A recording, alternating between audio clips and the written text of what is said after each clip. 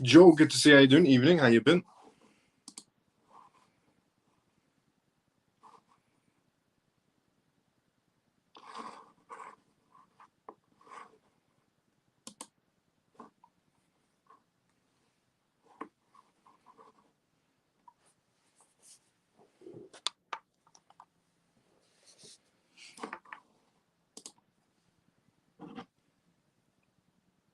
Comatose, good to see you. How you doing? How you been?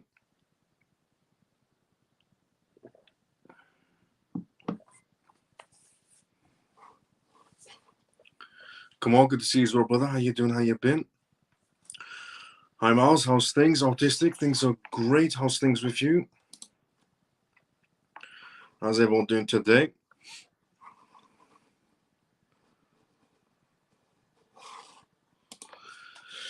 Okay, a lot of news to go through on tonight's live, mainly towards the tariff news, but there's a lot of good things happening inside the market space as well.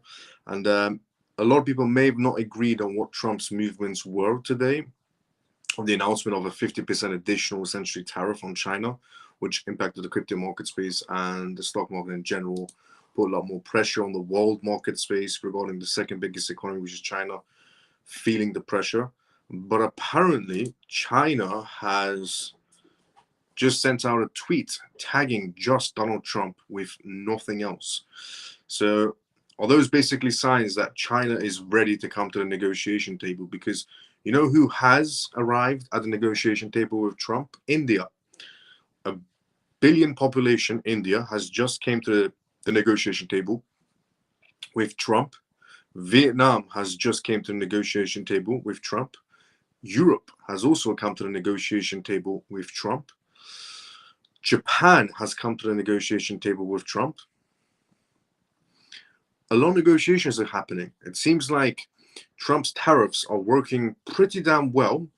He's brought the entire world to its absolute knees, which he said he's going to do. And a lot of countries doubted them. A lot of people doubted Trump regarding bringing every country to their knees and every country listening to Trump's demands or even agreeing to Trump's demands. But it seems like Trump has pulled it off. Every country, one by one, is coming to their knees. They're realizing that they can't survive without the US.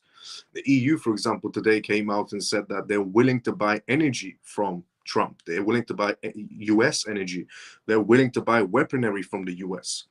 Japan said the exact same thing. They'll buy energy as much as they want, as much as Trump wants. You know, Japan will keep on buying energy from the US or even buy essentially weaponry. Vietnam said the same thing. They said, we'll start buying more from the US, Trump. Just, you know, don't tariff us too much. Let's just come to the negotiation table. So a lot of countries are basically not only on their knees, but they're begging for mercy from Trump, realizing that they have no choice. But a lot of people don't like hearing that because they think Trump can't achieve it or so on. But we're going to go through a list of manufacturers that are having discussions of moving to the United States.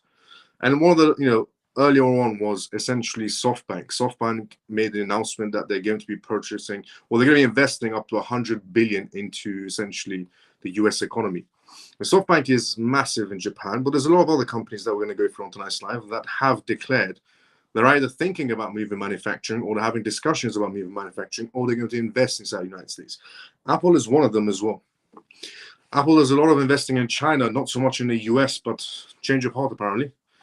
Good evening, Miles, and how are you? I'm doing great, Kelly. Good to see you. How you doing? How you been? I spent all day calming down my friends who are scared. At the time, I was actually looking for more money to buy. Seriously, I was on the verge of selling a lung to buy inside the market space. Morning, Miles and CMF. How has your day been so far? Miles, Shelly, good to see you. How you doing? My day's been great so far. How you doing? Dennis, hi, Miles and CMF. Good to see you. Dennis, how you doing? How you been? Good evening, Miles and CMF. Bull XLP, good to see you. How you doing? How you been? Hi, Miles G, good to see you. How you doing? How you been? It's so funny how different our minds are. Facts.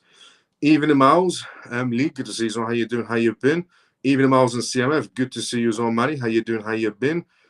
Buddy Bravo, I don't think so. Greetings, Miles and CMF. Ray, good to see you. How you doing? How you been? And JP, good evening, Miles and all CMF. Good to see you all, JP. How you doing? How you been? Good evening to the man who keeps us grounded. Hello, CMF. Green Feather. Good to see you all. How you doing? How you been? So, before we start the live, let me see the intro, disclaimer, and A lot of things to go through on tonight's live. Welcome to the CMF Live if you're watching this for the first time ever. The CMF stands for Crypto Miles Family, and my name is Miles. I'm hosting the live that you're watching right now. You can tune to this live Monday to Friday, where I essentially inform everyone of what's happening around the world in terms of cryptocurrencies, CBDCs, AI, politics, and regulations. Basically, vital information for you to know about regarding how the market space is moving about and how far essentially are we from that digital world. The disclaimer of this live, as always, is not financial advice, not political advice, and whatever I say is only for entertainment purposes. And we also do Q&As on this live as well, which means if you do have any questions, put it down inside the comment section. More than happy to answer any questions you may have. And this is episode 294 of the CMF Live. By the way, I'm getting notifications right now. Thank you so much to everybody who is watching right now on X, to all the CMF members. Thank you so much to all the CMF members that have liked this live on X, retweeted this live on X, put a comment outside the live on X, on the live, liked each other's comments, and hashtag DixRPArmy. And thanks so much to everyone on YouTube who's watching right now from CMF, who's also liked the live. If you haven't done that, CMF members, just take 5 seconds to like the live on X if you're watching this, and retweet the live. Just take 5 seconds so we can get the word out there to essentially help a lot more people in times like this, especially because some people might be panicking in times like this. But if they're watching and tuning to this live, they'll be a bit more reassured of how the market space is moving. Jason, good to see you as well. How you doing? Good evening, Miles and CMF. Shark, hi, Miles and CMF. Good to see you as well. Shark, how you doing? How you been?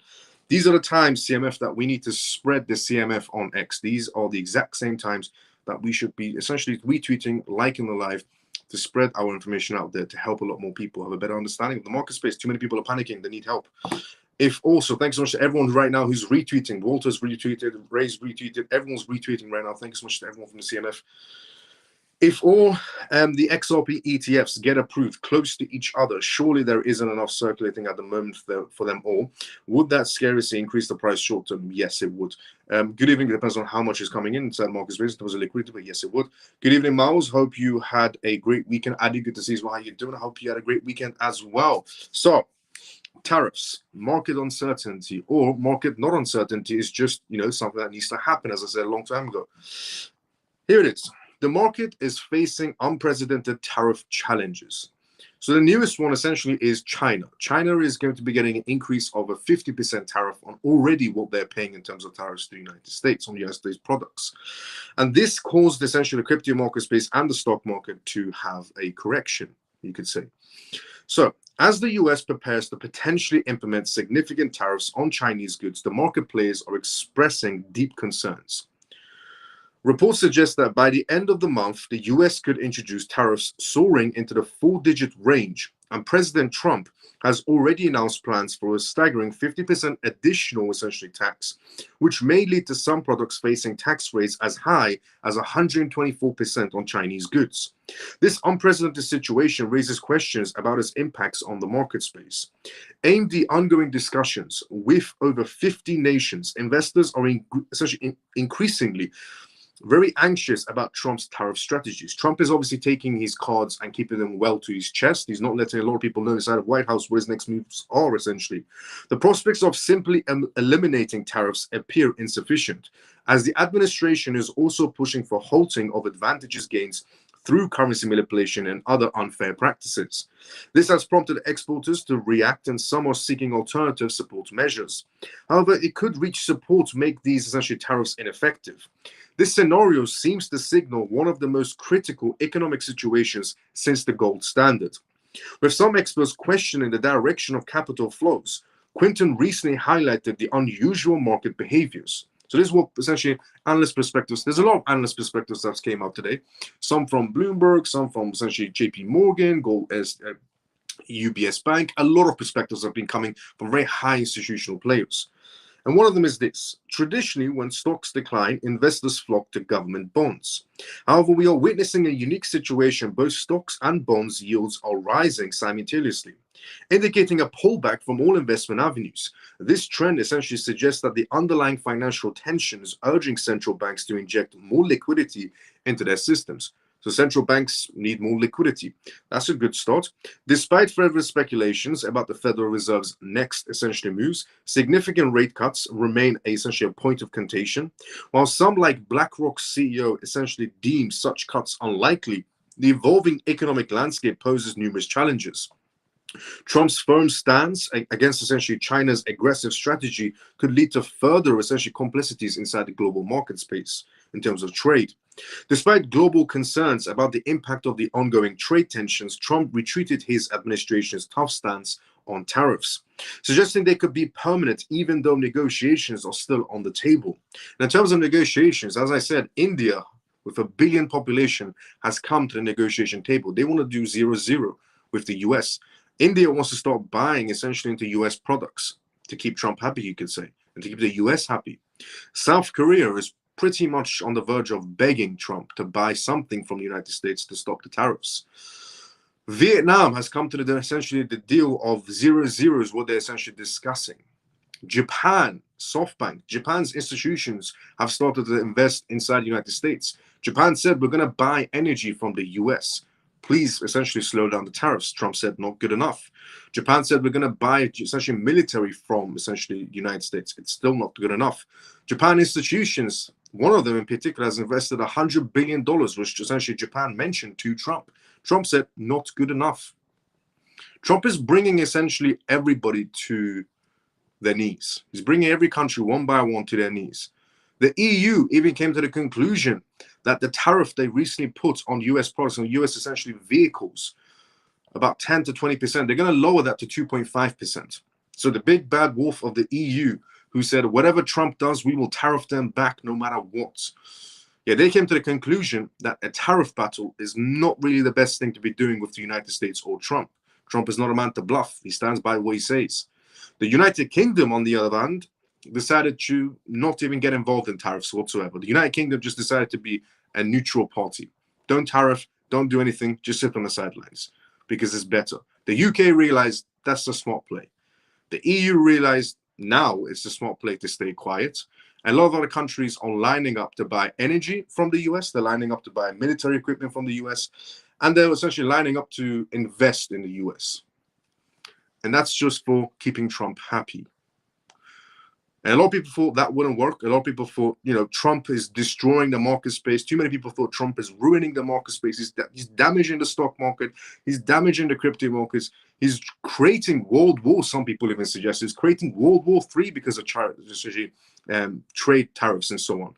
But the reality of it is, tariffs needed to happen, as I said a while ago. They needed to happen. Now they've happened. And a lot of people should start to come to the realization that, one, the world needs the US, and two, the US still has the strongest voice inside the market space. And three, China better realize that very quickly. And a tweet that just came out from China was just Trump tagged, nothing else. So is that essentially a sign that China's came to the realization that a tariff battle with the United States is pretty much the worst thing they could do? Because I said a while ago, if China doesn't listen to Trump, then the tariffs will increase. If China doesn't listen to Trump, then the sanctions might even start and get heavier on China, which means that China, which is the biggest producer of the world, can't sell. Because if they ever get sanctioned somewhere down the road because they don't want to listen to Trump, and that's pretty much the last straw for Trump, Trump will use tariffs as much as he can on China. If he still can control them, sanctions will be next. And if China gets sanctioned, that means China's going to have difficulty, depending on what the sanction is, to sell their products to the biggest market space on the planet, the US, or to sell their products to the EU. Because if it came down to a decision, who do you think the EU is going to choose to back? The US or China? Of course, the EU is going to pick the US. Same goes for a lot of other countries. A lot of Middle Eastern countries, Asian countries, North American, Canada. Even though Canada might essentially show that they want to go head-on-head with Trump, that's a losing battle for them. They're starting to realize that. But even Canada wouldn't choose China over the US. So if it comes down to it, the last straw will be to sanction the China in some sort of a way. With China's crippling real estate economy, plus extra tariffs, and plus a sanction at the end, that could pretty much collapse China. And China's fully aware of that. But for some reason, they're playing stupid. They think they could go head-to-head. And in reality, they can't. They have no choice but to give in to Trump's demands. But China, as I said from a while ago, is absolutely fuming. China thought under Biden's administration they could create BRICS token to go up against the US dollars. When Trump became president, that became a pipe dream, where Russia stepped out and said, nope, we're not creating a token to go up against the US dollars. South Korea said, essentially, South Africa said the same thing, Brazil said the same thing, and India said the same thing, that we're not creating a token to go up against the US. So essentially 1-0 towards the US winning that one. Then China controlled a few Latin American countries. They started investing to a few Latin American countries under Biden's administration to take some control over there. But then again, when Trump came in, China lost that too. Every step China took to advance its country to becoming a bigger powerhouse under Biden's administration, every single one of them fell apart under Trump's administration, because Trump didn't let it happen. He didn't let China become number one or climb the ladder to become even number one. What Trump did is just pull China back down from the ladder it climbed on, in the most simplest way.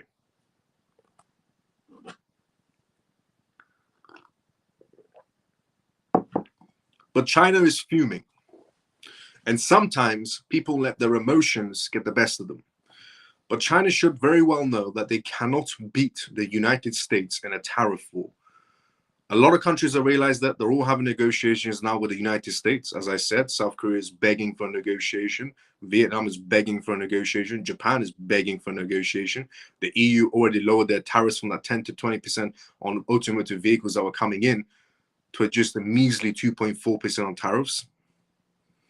The UK decided just to stay neutral. So a lot of countries come to the decision that they can't win a tariff war, but China, for some odd reason, still thinks it can. And the more China assumes it can, the more it's going to hurt its own economy and the market space. So I think China should stop essentially reacting on their emotions and think logically about this, because there's no way in hell, genuinely, there is no way in hell that China is ever going to be on top. The US will be remaining number one, whether China likes it or not, whether people like it around the world or not. Trump will stay on top, the US will stay on top, and will continue to have the loudest voice. Now, continuing essentially on this, in the light of the current market dynamics, stock money essentially have suggested that tariffs are merely a distraction. Some high-profile investors are coming out of Wall Street and so on. They're suggesting that tariffs are just a distraction. That with Bitcoin nearing a critical correction point, they predict that the cryptocurrency market's decline may bottom above 65,000, urging caution among traders. The Bitcoin chart tells the story. Even without the tariffs, other market factors could lead to volatility. While we may not be at the end of this correction, we are closing in on a key target area. Patience is essential. Panic is unwarranted. And the imminent tariff increases could lead to a significant shift in market dynamics. Investors are withdrawing from traditional safe havens like bonds and indicating distress and confidence. Central banks may need to intervene to stabilize their economies. And the potential for aggressive trade tactics from China could exhilarate the tensions. The unfolding situations demands a close monitoring as market players navigate these turbulent waters, with implications that could resonate for some time. I'll be honest with you, even the United Kingdom or the EU, who for the longest time suggested by 2030, there's going to be no more gas-powered, essentially, vehicles. There's going to be no more petrol or diesel cars by 2030 produced, and only electric battery vehicles will be produced in the United Kingdom 2030 onwards. Now, the UK has came out and said, nope, we're going to continue building petrol and diesel cars beyond 2030. We're going to change our laws. Some may even say it's the Trump effect. You know, if we go into a world where it's just mainly based on electric, essentially, manufacturers, just based on the energy of essentially electric batteries and cars and so on, then in terms of infrastructure, China will take the lead. But if we continue of drill, then the US will continue to stay in the lead. Or the US has this time essentially now to build the next infrastructure in terms of energy. But if we're going to electric energy, in other words, China will be taking that road as number one. But now with the UK changing their minds on battery cars and saying, you know what, we're going to continue on petrol and diesel cars, is what the UK said today. This is all because of Trump. The EU is going to say the same thing now. The EU is going to come out and say, you know what, we're going to continue building diesel and petrol cars. Forget about, only battery cars. This is bad business for China, because all these batteries that are manufactured, where do you think they come from? China's economy is getting hurt from every angle.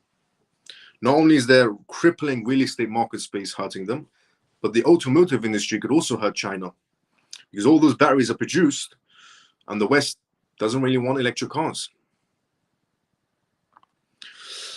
Now, also, there are discussions of essentially recessions happening. Fox News is coming out essentially and talking about maybe there isn't a recession. CNBC is coming out and saying there's going to be a recession. NBC News is saying Trump has ruined America, and so on. You get the picture. Peter dismisses US recession fears aimed at tariff talks. If you're wondering who is Peter, well, Peter is a senior trade advisor in President Trump's administration.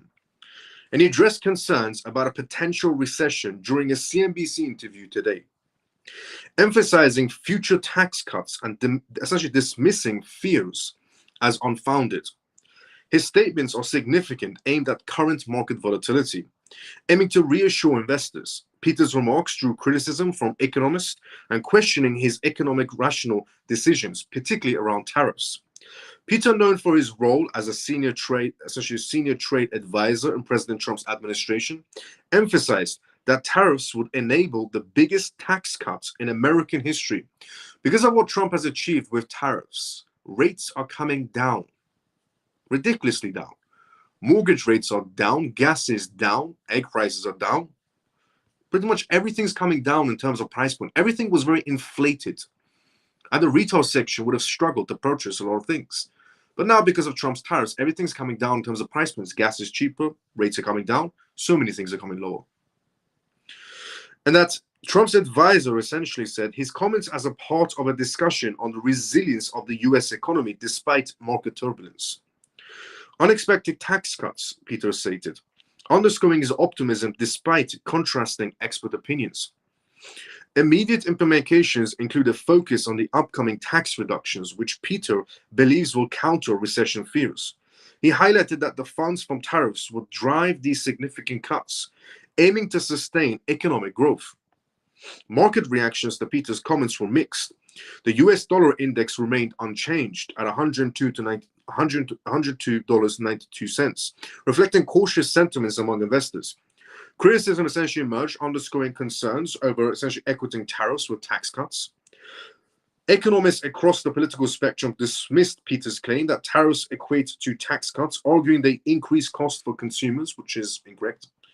Short-term volatility is sure, but long-term is better if we do essentially tax cuts now, if we do tariffs now rather than later on. During the US, essentially, and China trade war imposed tariffs led to several countries to retaliate, essentially, with their own impact on global trade, sparking criticism over economic strategies, which now today, after 24 hours, 36 hours, a lot of countries are waving the white flag now. And regarding rate cuts, Trump is urging the Fed to cut the rates now. He said inflation is gone, is what Trump said. Former US President Donald Trump has reinitiated the monetary policy debate with a bold statement on his Truth Social account, declaring that inflation is no longer an issue, and Trump called on the Federal Reserve to slash the interest rates immediately. His message delivered essentially today has added fuel to the growing uncertainty in global markets, already shaken by aggressive tariff hikes and raising geopolitical tensions. In his post, Trump emphasized the falling of oil prices in America. Oil is now essentially lowering in terms of price points, or food that's also lowering in terms of price points in America, and that inflation is tamed now. He criticized the Fed for not taking action sooner, labeling their essentially inaction in a delayed mistake. The message also targeted China, accusing the country of decades-long economic abuse of the US and justifying harsh new tariffs. Trump's full statement underscored his beliefs that the current economic environment calls for immediate tax essential rate cuts. He pointed to the recent 16% drop in oil prices, declining food costs, and essentially falling yields as a sign of inflation is down, is tamed now. Make America great again, he concluded, reinforcing his signature nationalist message while emphasizing essentially economic self-resilience. According essentially to the sources that come out, this isn't the first time Trump has pursued the Fed for accommodating policies. But it comes at a highly essentially sensitive time. Markets are already jittery from escalating trade disputes, and his remarks could significantly impact investor expectations around monetary policies in 2025. Trump cited the sharp drop essentially in crude oil, which fell to $60 per barrel just 4 days, as further evidence of weakening inflation. The drop was fueled by OPEC's increased supply projections and declining global demand. Economists have noted that such moves could exert essentially broader deflationary pressures across global markets. While some analysts see the energy price decline as a relief for consumers, others warn it could signal weakening economic momentum, a factor that may justify Trump's renowned demand for a looser monetary policy. Trump's comments align with market expectations for essentially multiple Fed rate cuts in 2025. The Fed said at the beginning of the year that they're only going to be doing one rate cut this year. The more rate cuts they do, not drastic rate cuts, but the more rate cuts they do, the better it is for the economy. But the Fed refused to do more than one at the beginning of the year.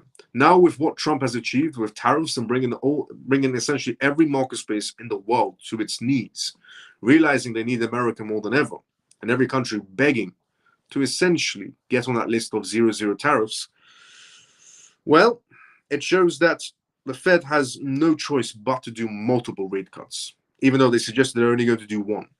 However, raising tariffs and aggressive monetary easing during a trade war could send mixed signals and destabilize investor confidence further. The Federal Reserve has not yet responded to Trump's latest remarks, but the Federal Reserve is having a closed-door private meeting.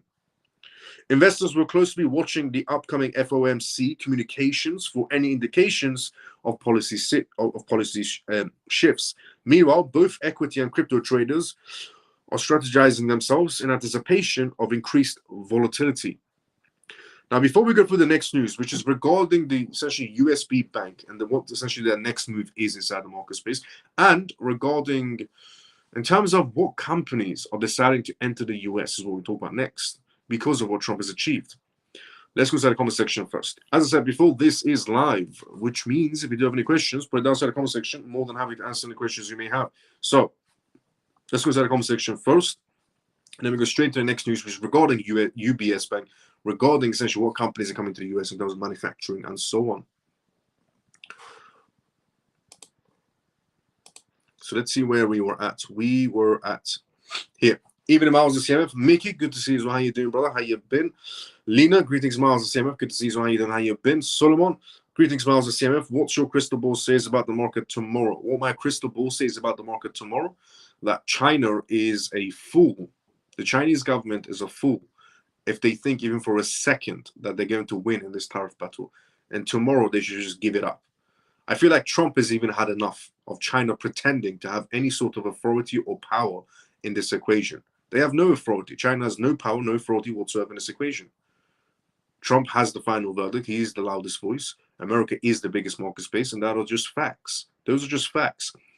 There's a lot of people that hate on the US right now and say the US is too weak. Nobody needs the US. Countries are realizing they don't need the US. China is realizing that they don't need the US, and so on. But these are all lies.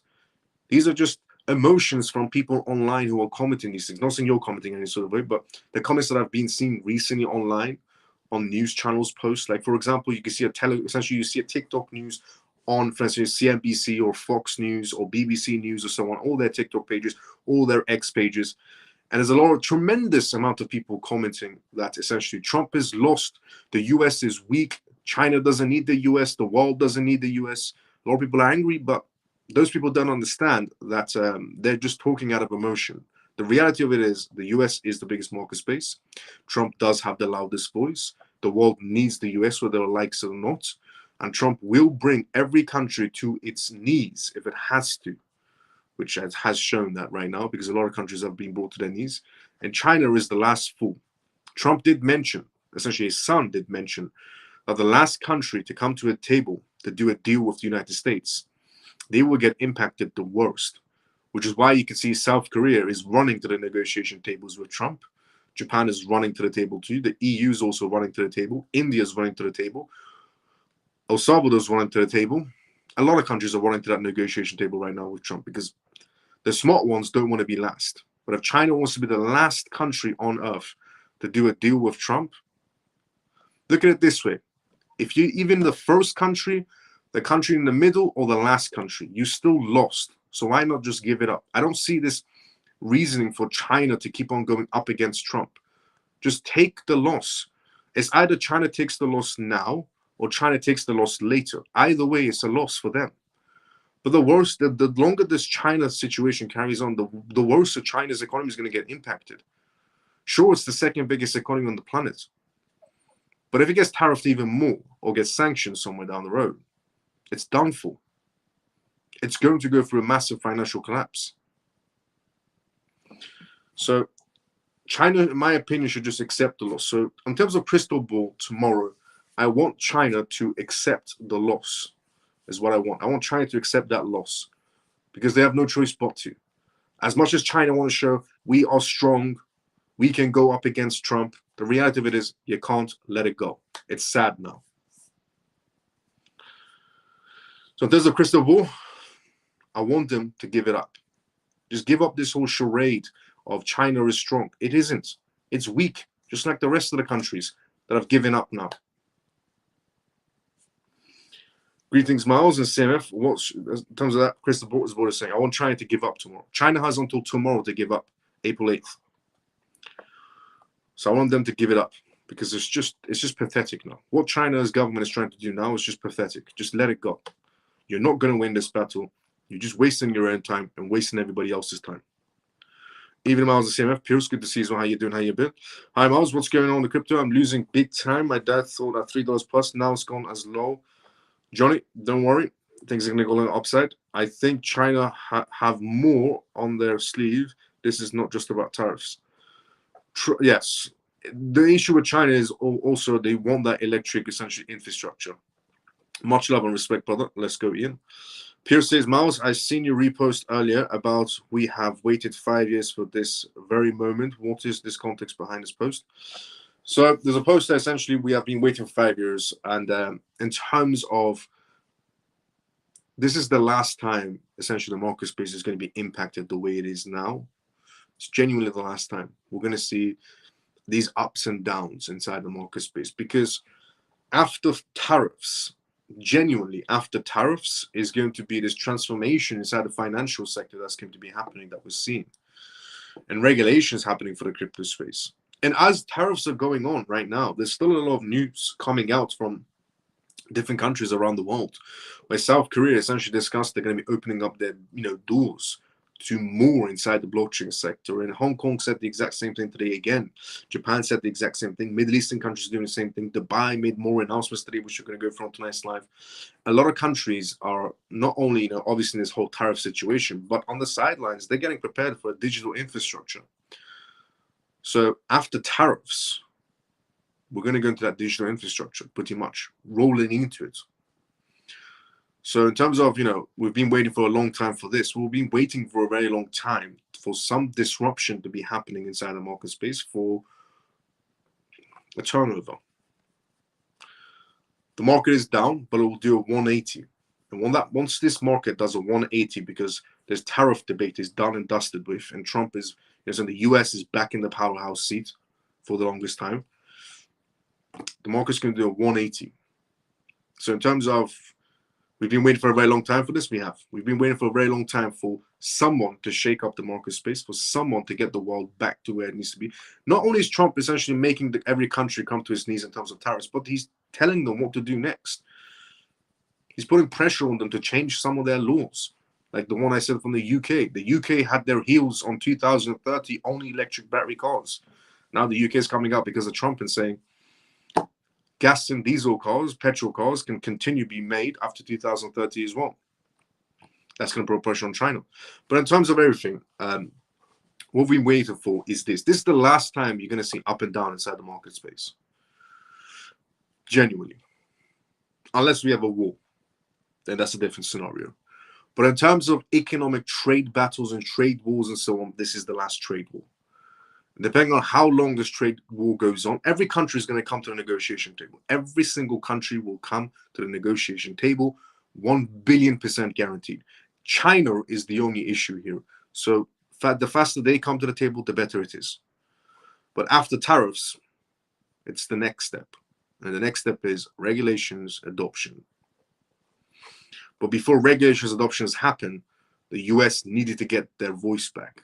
Because under Biden's administration, the US lost all power and authority. Now, under Trump's authority, the US is becoming strong, is getting its voice back.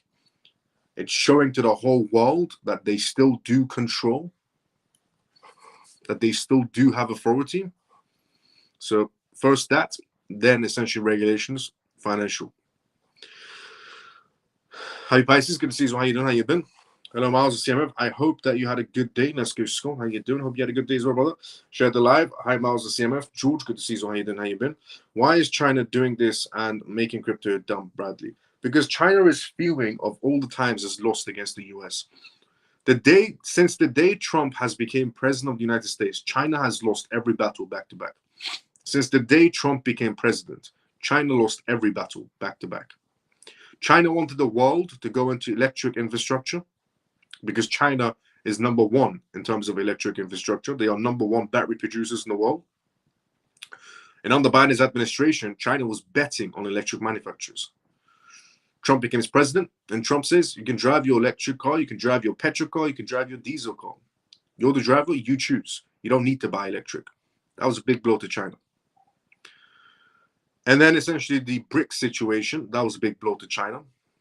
And then the essentially Panama situation, that was a big blow to China. Since the day Trump became president, China's been losing back to back. The only thing China is hanging on to for some dignity in their own eyes is tariffs. That's the only thing China's hanging on to. That they think they can assume they can win in a tariff battle. They lost every other battle.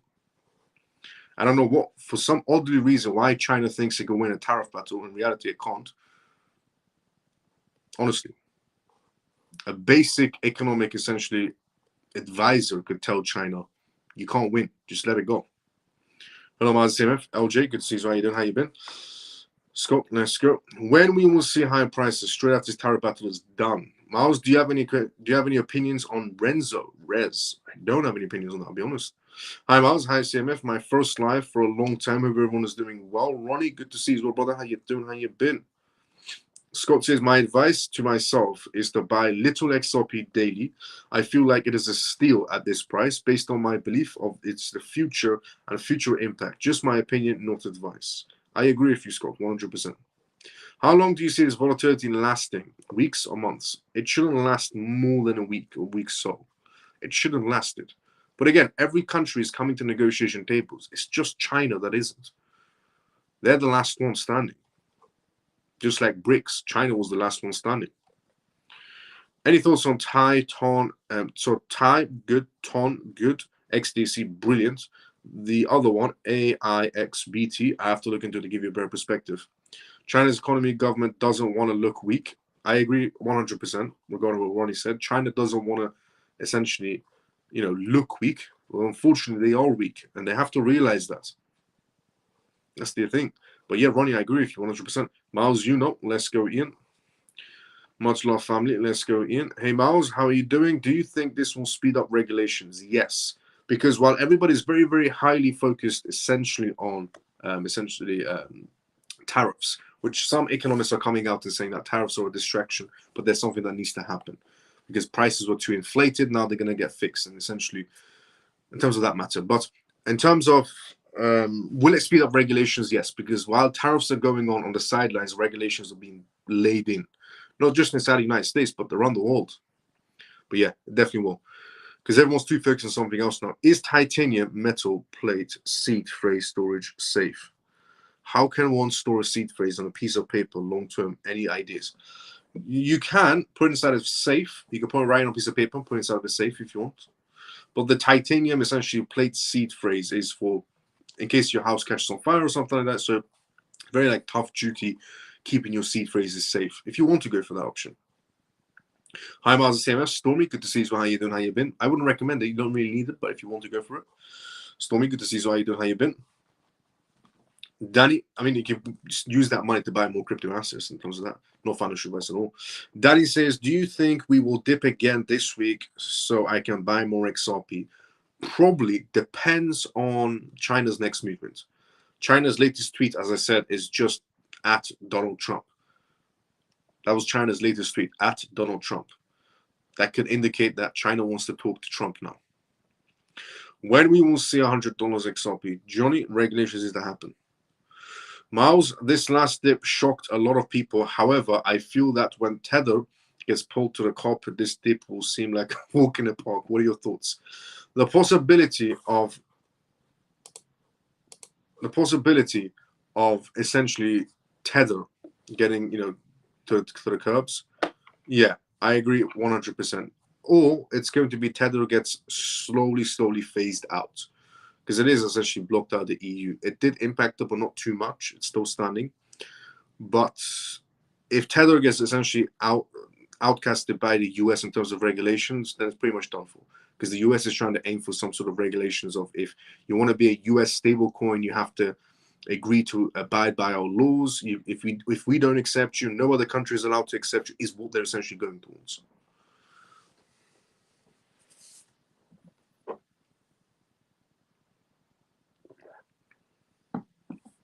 And then we have one moron inside the comment section who just says, Hammers Charlie is his name. He says, crypto equals imaginary money is what Hammers Charlie says. Well, as I always like to say, everyone's entitled to an opinion.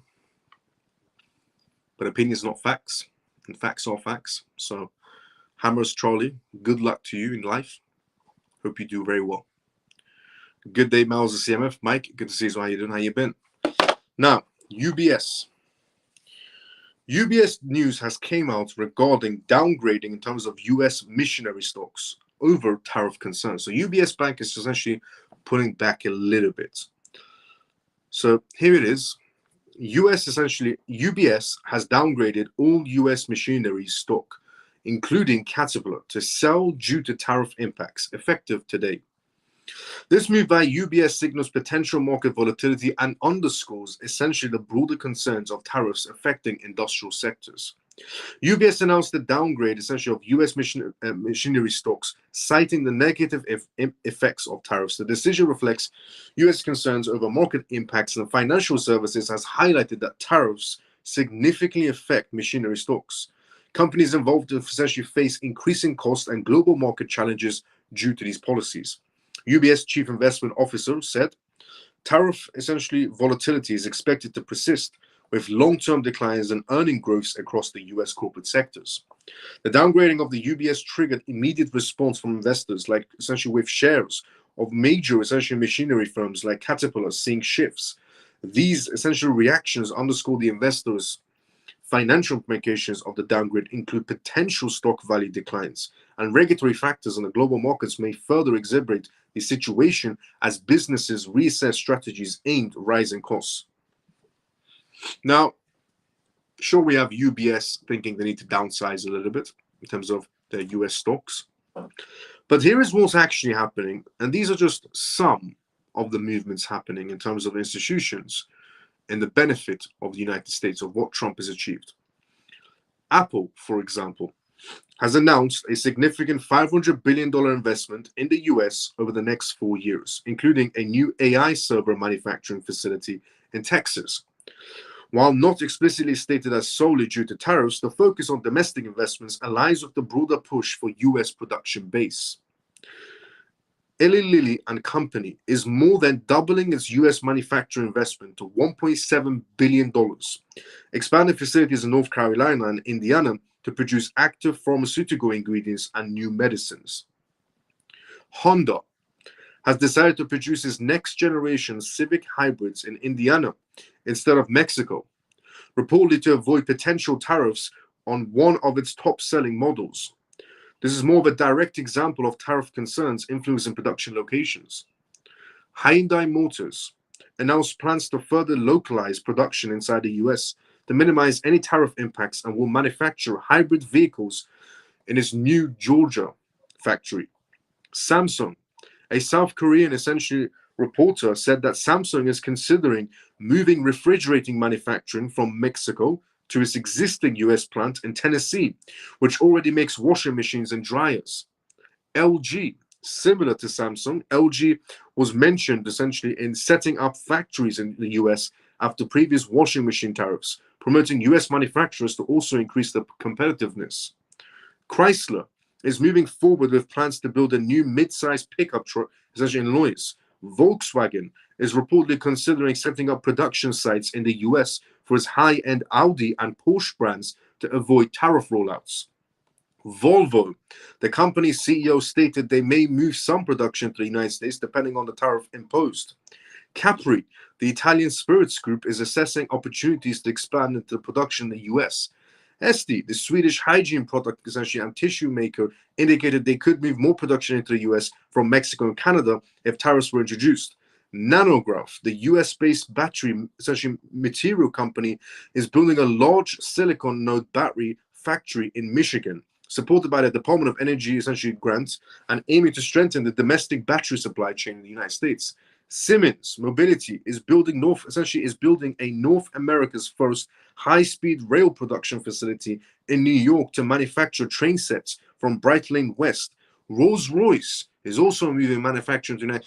There's so much happening right now because of Trump's tariffs. There are so many companies thinking about moving to the United States. There are so many companies buying land inside of the United States to essentially acquire and build their own manufacturing. There are some companies renting or leasing out land to buy essentially to produce their products inside the United States. Those were just some of the companies that decided they want to go back to the US. Some of those companies are manufacturing in Mexico.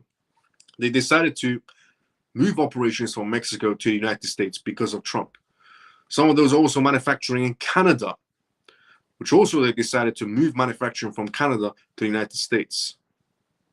And those were just some of the companies and some of the investments from the long list of institutions and investments that are heading towards the US.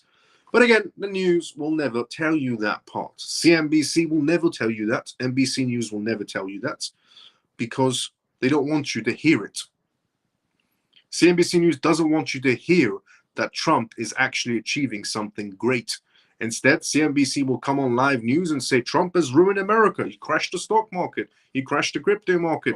He's damaging everybody's essentially pensions. America is doomed. We're going towards a recession. Everybody should hate Trump is what CNBC does. So does NBC News. But the reality of it is there's a list of manufacturing that's coming to the United States. There's a list of investments coming to the United States. And then all those small investments, there are $100 billion investments coming from multiple institutions. There's investments also coming from Saudi princes inside the United States. It's not only of institutions moving manufacturing to the US, some institutions are just investing into the US, and we have Saudi prince or crown prince family members, royal families investing into the US. But again, CNBC, NBC News won't tell you that because they want you to hate Trump because Trump is ruining your lives, apparently. But the reality of it is, whether you hate Trump, like Trump, love Trump, don't like Trump, he's actually fixing the economy. Might not look like it, but he's fixing the economy. And he's putting America first again. Those were his campaign words. Make America great again is what he's actually doing. He's making America great again. It's just people can't see it. Most people can't see it for all the noise and the distractions, which is hate Trump. Trump crashed the stock market. Trump crashed the crypto market. Trump did this. Trump is causing war. Trump is causing World War III, is what the news keeps on telling you. But I haven't seen one news channel read you a list of investments coming into the US. I haven't seen one news channel read you a list of the manufacturers that are moving to the United States. But I've seen a lot of news channels say Trump is ruining America and everybody should hate Trump. The news is really, really one-sided. It always has been. So I don't know why, even after 50 years, people still believe the news. After 50 years, people are still watching the news and going, yep, Trump's a bad man. If the news tells me he's a bad man, he's a bad man. When are people going to learn? The news is genuinely one-sided. And unfortunately, the news never tells the correct side. Larry Fink, for example, calls the market dip a buying opportunity. As markets experience turbulence, BlackRock CEO Larry Fink is urging investors to take the long view. In a recent statement, Larry Fink described the current market downturn not as a crisis, but as a strict entry point for long-term investors. This is a buying opportunity, he said, not a selling one, Larry Fink said, adding that while short-term volatility is unsettling, it often leads to valuable investment windows. His comments as global, essentially, his comments come as the global markets react to a mix of macroeconomic pressures, including inflation concerns, geopolitical tensions, and shifting monetary policies. Larry Fink's message is clear. Don't let fear drive your decisions. And unfortunately, the news, or the majority of news channels, are filled with fear. The news feeds on fear. According to him, the underlying fundamentals in key sectors remain solid. Despite the dips, technology, energy, and infrastructure remains areas of growth over the long term. So in the words of Larry Fink, BlackRock CEO, the areas that are going to continue growing no matter what, or the areas that people should be looking into next in this whole tariff inflation situation to get one up on everybody else around you, the areas of your focus should be in technology, energy, and infrastructure. Those are the next movements that are going to be happening, according to the CEO of BlackRock. Energy, or technology, energy, and infrastructure. Those are your three categories. And obviously, blockchain is on the category of technology, which is the first category he mentioned. Historically, many of the world's most successful investors have made their biggest gains during periods of market fear. Larry Fink's comments align with this philosophy, buying when others are selling and waiting for the market to recover.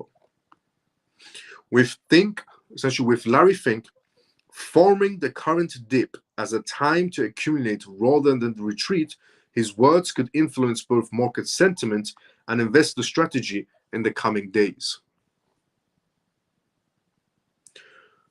So, CEO of BlackRock is saying to everybody, this is how millionaires are made in times like this. If you can't see the window of opportunity, you're going to get left behind. If you can't see the bigger picture, you're going to get left behind. And the first three categories you should focus on is technology, energy, and infrastructure. And blockchain being technology, the first category. And that this isn't a selling opportunity, but a buying opportunity. His words, no financial advice. Not my words, his words, but I agree with it 100%. Now, Bitcoin is showing signs of resilience for the first time. And it beats the stock market. Gold as equities folds. And this is a perspective coming out of Binance. So this is Binance's new perspective. Bitcoin is showing signs of resilience, even as stocks and the broader cryptocurrency market plunges aimed a global market sell-off after US President Trump imposed those sweeping tariffs on the US imports last week. Binance's researchers said, as the midday trading on essentially today, Bitcoin is up almost 1% to nearly $79,000 at the time of this article is written. Meanwhile, the S&P 500, an index of large US stocks, is essentially flat, and front-month gold futures are down around 1.5% according to Google Finance. Even in the wake of recent tariff announcements, BTC has shown some signs of resiliency, holding steady or rebounding on days when traditional risk assets flattered. Binance, the world's largest cryptocurrency exchange, said today in a research report that notably Bitcoin supply and long-term holders continue to rise, reflecting conviction and limited essential capitalization on during recent volatility. Trump said he was putting tariffs of at least 10% on most imports in the United States and adding additional essentially tariffs of goods from 57 countries, and he did do that. Since then, major US stocks indexes, including the S&P 500 and the Nasdaq, dropped by more than 10% as traders braced for looming trade wars. Bitcoin is still down more than the stock, about essentially 12%, but has held up better than crypto's overall market capitalization, which is down roughly 25% since April 2nd. Now, with the tariffs emerging and global markets essentially adjusting to the prospects of a prolonged trade fragmentation, much could essentially hinge on BTC's ability to resort to its safe haven narrative. The report said that Bitcoin's correlation with gold, historically essentially considered the ultimate safe haven asset during times of extreme macroeconomic uncertainty, has been low, averaging around 0.12 over essentially past 90 days, Binance said. The cryptocurrency has a closer correlation with equities on 0.32. However, despite short-term swings, Bitcoin may still have room to resort a more independent macro essentially identity. According to the exchange, the key question is whether Bitcoin can return to its long-term pattern of low correlation with equities, noted the report. For now, gold appears to be preferred safe haven asset among fund managers, Binance said, and that it cited a survey in which 58% of respondents said they would prefer to hold gold during trade war versus only 3% for Bitcoin. Market participants will be watching closely to see if Bitcoin is able to retain its appeal as a non-sovereign permissionless asset in the essentially global economy, Binance said. So according to a survey that was done, and Binance essentially shared it, 58% of respondents would rather hold gold in times of uncertainty, but only 3% said they will hold Bitcoin. And the rest, I'm guessing, probably silver and mixed in between other assets, bonds, and so on. But it's nice to see Bitcoin showing some resilience for the first time in its life. But again, gold is still seen as the outshining safe haven compared to Bitcoin's essentially movements. Now, revolutionizing pensions. Going into essentially the what's happening in terms of country movements, jurisdiction movements in terms of the crypto space. What's happening in that sector is what we're going to talk about next. But before we talk about that, let's go to the comment section first. As I said previously, this is live, which means if you do have any questions, put it down in the comment section. More than happy to read out your comments, your statements, your question.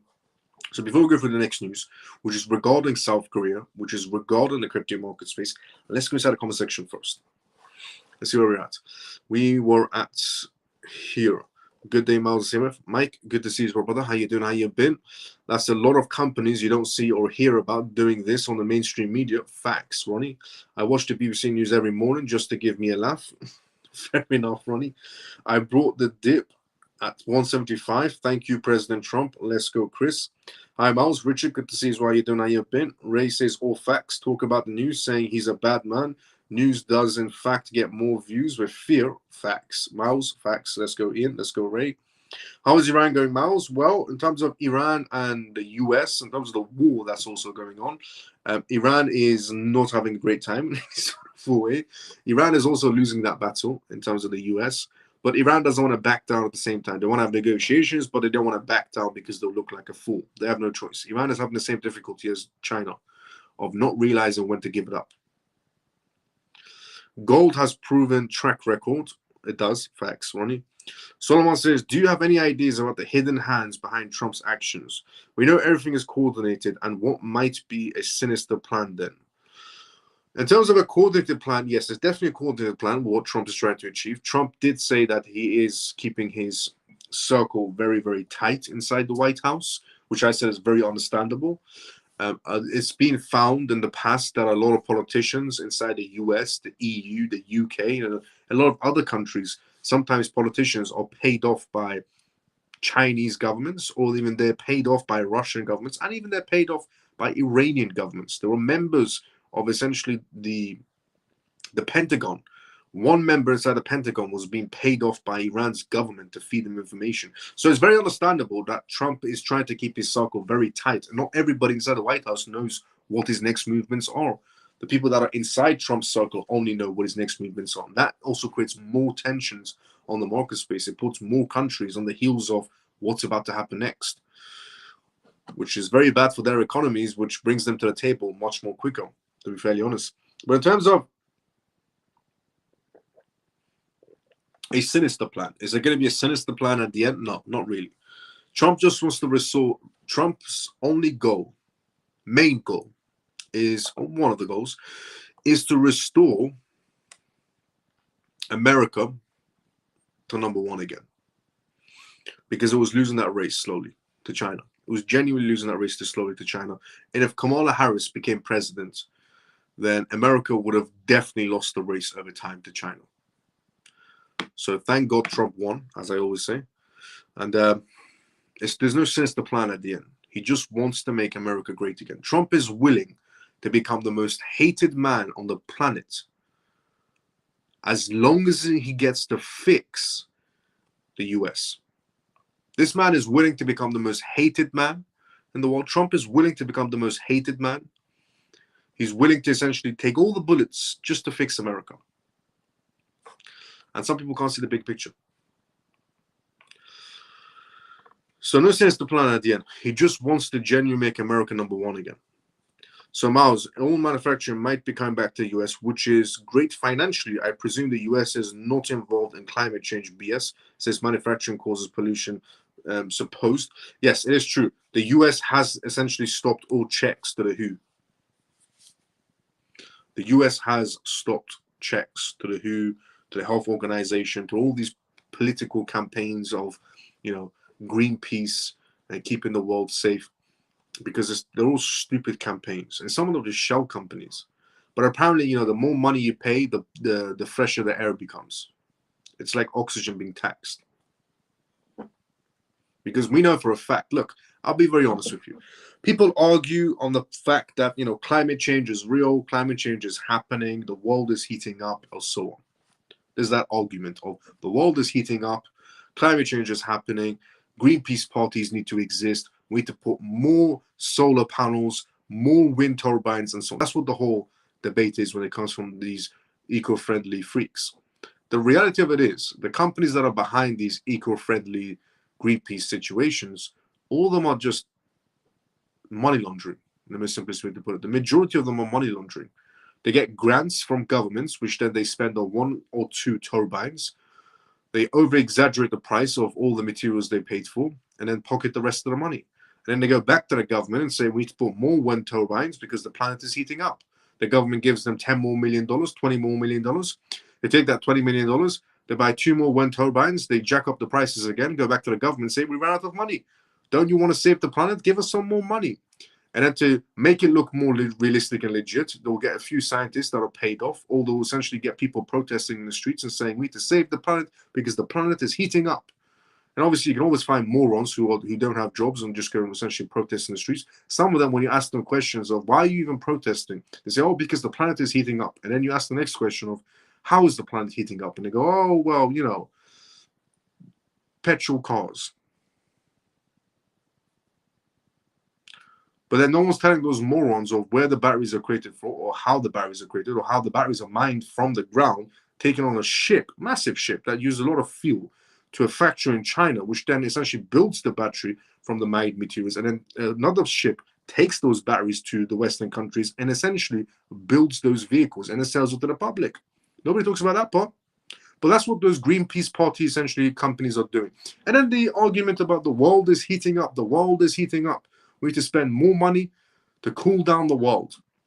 You know what the argument was a very, very, very, very, very long time ago? Some people might not have been alive for that argument. But a very long time ago, the argument was that the world is cooling too much, that the world is going to freeze, and we need to do something about it. So we went from the world is freezing, we need to spend money to heat up the world, to now the debate being the world is heating up, we need to cool it down. These are just money laundering schemes, okay? It's called nature, for crying out loud. Maybe if they stopped messing with the clouds, or essentially causing tsunamis, or causing essentially tornado situations to be happening, none of this situation be happening. Well, the reality of it is, these peace group companies that are coming out and saying, we want to save the planet, we want to put wind turbines and so on, they're all getting grants, genuinely, they're all getting grants. They're getting 10 million grants from the government, 20 million grants from the government, 50 million grants from the government. And they buy 6 wind turbines, and they jack up the prices. And then they go back to the government and say, can we have 50 million more? And the government says, sure, no problem. And then you might think to yourself, why does the government just say yes so easily? Well, sometimes the government has a lot of cash to burn. And by burn, I mean, there's another person on the side of that deal that's also getting a cut. So the person that's green lighting all these peace party green wind turbines is also getting a little something on the side. Nancy Pelosi, with her incredible portfolio, it's not because she's incredibly smart. Nancy Pelosi is not smart in that sense. She's not smart in the sense of she can go on the stock market and make a tremendous amount of money like this because she knows how to do charts and she knows where to look. No. Nancy Pelosi is smart because she gets fed information from deals before they happen. Any moron could put 2 and 2 together. Same goes for any other politician with a tremendous portfolio. Politicians are not intelligent people. They're just greedy people. And as long as people let them essentially take how much ever they want from the cookie jar, then it's just going to continue. But that's essentially what politicians are. They're not intelligent people. They're just greedy people. And they take a lot more from the cookie jar than the majority of the people. And they get away with it because people don't care. But obviously, the Department of Government Efficiency is trying to fix that. And people are, from the retail section, backing politicians and saying, no, we don't want to know how much the politicians are stealing from us. Let the politicians continue stealing from us. It's essentially what they're saying when they're protesting morons. But yeah, Greenpeace, saving the planet and all of that, it's all a load of BS. They just get grants, set up shell companies. One of the grants that was given to a Greenpeace company, the company was set up within 1 month and then received $2 million. So essentially anybody can register a company. In the UK, if you want to register a company in the United Kingdom, it costs £12.50. £12.50 to set up a company in the United Kingdom.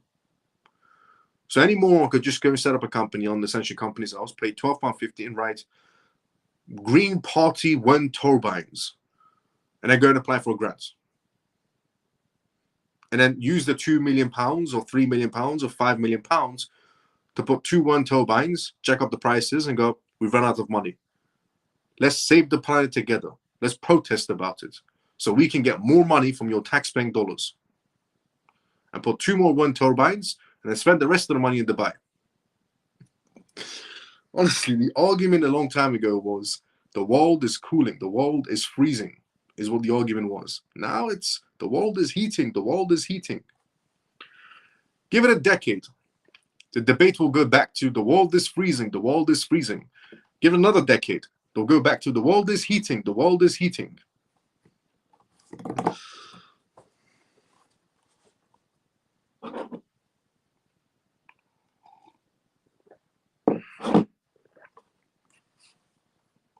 It's ridiculously funny is what it is. Well, yeah, honestly, Trump is genuinely trying to fix all of that, everything. He's trying to get rid of greedy politicians. He's trying to get rid of greedy corporations who jack up prices.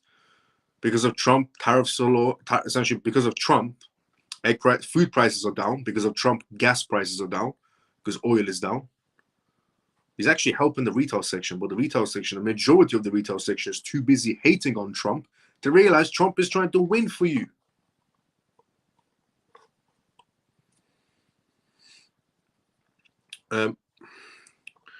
Let's see where we're inside the comment section. Before we go to the next news being essentially regarding South Korea inside the blockchain space of what's happening there. Do you have any ideas about the so that's what we'll talk about there. So Miles, if manufacturing causes pollution, we talk about pollution. So now we're Ian says yes, Miles, speak freely. Let's go, Ian. Chris says 100% truth, Miles. Let's go. Free Favor says exactly, Miles. Let's go, Free Favor. Mike says I agree with you 100%, Miles. Let's go, Mike. Lena says, Miles, I must have missed your response to my question earlier. Could you repeat it, please? What was your question, Lena? Let me see. Lena, your question was, is a titanium metal plate seed phrase storage safe? Yes, it's safe. If you want to get a storage plate, essentially titanium storage plates, to keep your seed phrases safe, it's safe 100%. 100% is safe. But it's not really recommended. You can write on a piece of paper, keep it in a safe if you want to. You could use that money to buy that titanium storage seed phrase, to buy more tokens for yourself. If you want to, sure, why not? It's your money, your choice. But I personally wouldn't recommend it. Just keep it on a piece of paper, keep it safe. Write it multiple times in different places to keep it. And that way it's free. Miles, Ian, let's go 100. Ronnie says the ozone layer. Remember that one, Miles? Yeah, I definitely remember the ozone layer. Yes, 100%. Emmanuel says you get to destroy Greenpeace, but you have to drive a Prius for life and only eat tofu. You doing it, or is it a revolution over when the lunch? Oh, man, sure. Some people don't want to hear that Greenpeace is just full of BS. Acid rain, the greenhouse effects, and so on. Yes, suspicious. Yes, facts.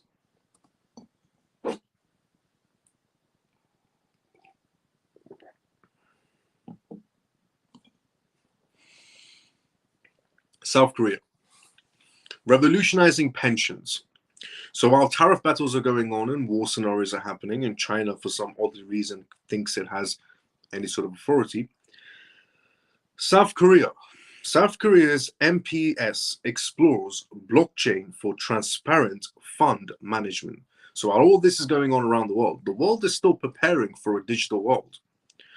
In a move that could signal a significant shift in how massive financial institutions approach technology. South Korea's National Pension Service, one of the world's largest pension funds, is seriously exploring the integration of blockchain technology into its core operation. Imagine a future where managing your pensions is not only more efficient, but also radically transparent.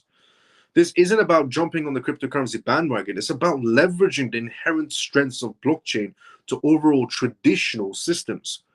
The NPS manages a colossal amount of assets, making efficiency and transparency paramount.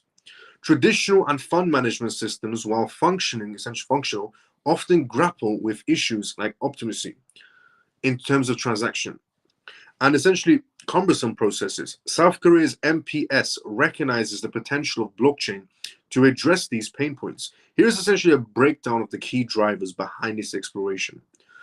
Enhanced transparency. Blockchain's essentially ledger provides an auditable, transparent record of all transactions. This drastically reduces the scope of errors and fraud, fostering greater trust among stakeholders in terms of their pensions. Increased efficiency, streamlining process like deposits, withdrawals, investments, and transactions using blockchain could lead to a significant time and cost saving. Smart contracts can automate many of these processes, reducing manual essential interventions. Improved security. Blockchain's decentralized and cryptographic nature offers a robust security against essentially cyber threats and data manipulation, crucial for safeguarding vast sums of pension funds. Modernizing of infrastructure, adopting blockchain technology aligns with MPSs with modern technological advancements, positioning it essentially as a forward-thinking institution committed to innovation. While the potential benefits are compelling, adopting blockchain technology in a system as critical as pension management isn't without its challenges. And here are some of the hurdles, but it can get over them. Scalability. Pension funds handle massive transaction volumes. Ensuring the chosen blockchain solution can scale to meet these demands is crucial. I know one particular blockchain that can handle pensions, XRP Ledger, the best option for this pension fund. Regulatory landscape. Regulations surrounding blockchain and finance are still evolving. Navigating this landscape and ensuring compliance will be essential. Integration complexities. Integrating blockchain with existing legacy systems can be technically complex and requires significant investments. Data privacy. Balancing transparency with data privacy requirements, particularly concerning sensitive personal information, needs careful consideration. And skill gap. Implementing and managing blockchain systems requires specialized expertise, which might necessitate to workforce training and development.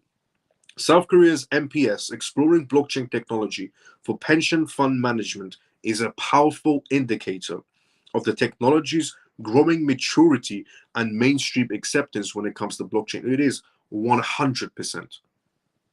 If South Korea, one of the biggest pension funds based out of South Korea, the biggest pension fund in terms of world basis, one of the biggest pension funds in the world is in South Korea.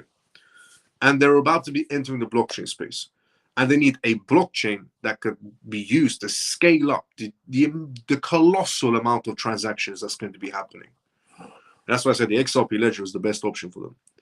In terms of a colossal amount of transactions to be happening, it's the XRP ledger. It's the only one that can handle it. Ethereum is going to be too expensive and too congested. Solana will fail on transactions. Bitcoin is just too slow. XRP is the better option. People might hate me for saying this. People might like me for saying this. But all that matters is I'm stating the facts. The XRP ledger is just a better option for this essentially role. In terms of is a powerful indicator of technology's growing maturity of mainstream acceptance, it is 100%. This just shows that in terms of maturity, this is without doubt the best option. That blockchain is maturing. It's not just about theoretical benefits anymore. It's about real-world applications. This is what crypto is coming to. Crypto is coming to a stage of real-world application. As I said, straight after tariffs is going to be adoption, pretty much. Utility is what's going to be happening because regulations are being built in the background. Companies are entering one by one even more inside the blockchain space, and regulations are being built or laid in.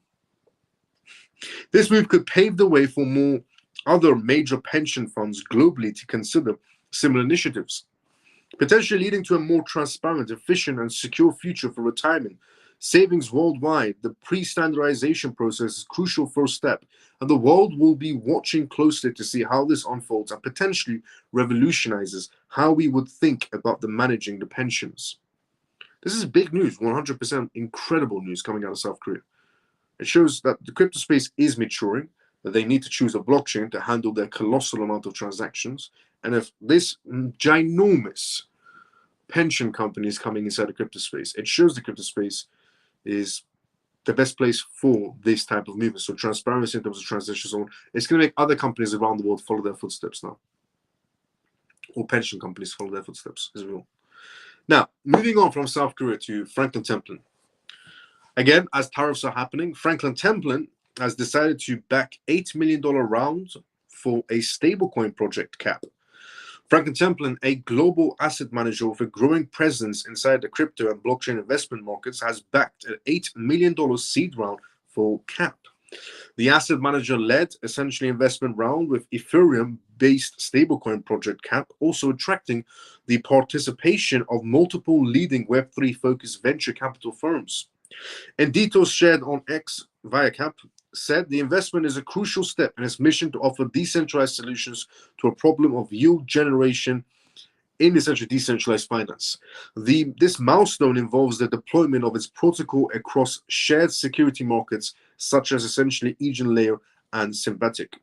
CAP is pioneering a first kind of its implementation of shared security markets to regulate the activities of financial operations. This essentially allows traditional finance, in terms of institutions and crypto native firms, to generate the yield for their users while not directly exposing those users to the risk of their activities.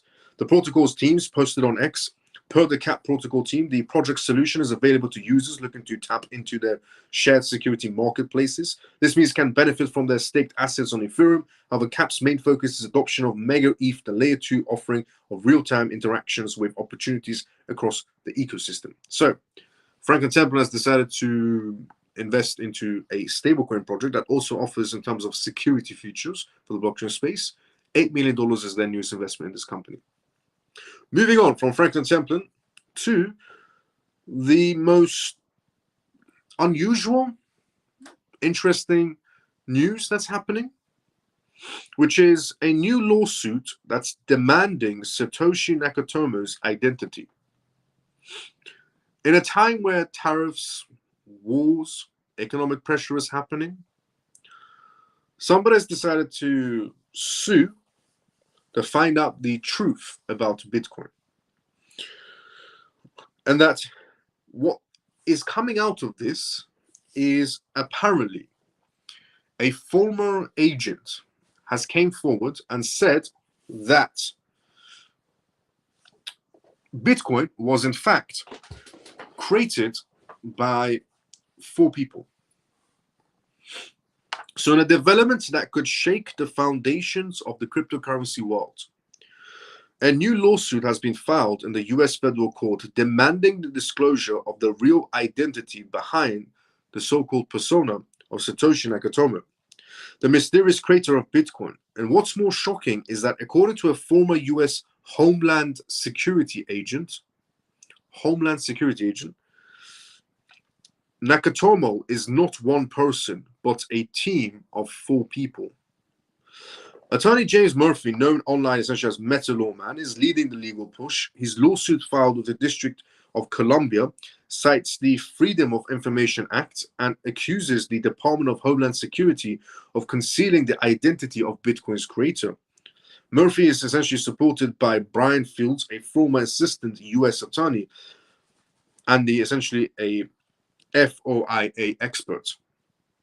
There have been following this essentially story closely as it unfolds, the intersections of national security, technology, and public transparency. At the heart of this case lies a 2019 claim by the DHS Special Agent Ron Assault, who reportedly stated that the agency had not only identified Satoshi Nakamoto, but had also met with the individuals behind the name Satoshi Nakamoto. According to Assault, the agent from Homeland Security, former Homeland Security agent, Nakatomo is actually a group of 4 developers who created Bitcoin in collaboration, a claim that, if true, would completely alter the narrative of decentralized digital currency. In that sort claim, the agent claimed that the team explained to DHS agents why and how they launched Bitcoin. So apparently Homeland Security knows who is Satoshi Nakamoto. It's 4 people. And that those 4 people created Bitcoin. Homeland Security had a conversation with these 4 people that created Bitcoin. They know why, essentially, they created Bitcoin. They know how they created Bitcoin and so on. However, the agency has never confirmed nor released the names of those involved. This lack of disclosure is what triggered Murphy's lawsuit. Murphy argues that the American people and global crypto investors have the right to know who built the technology that underpins more than $1 trillion in assets. In his legal filing, he stated. I'll be honest, if for some odd reason Homeland Security reveals who these 4 people are, for some odd reason, let's just assume that it is 4 people, that this former Homeland Security agent is telling the truth and so on, and they reveal who it is.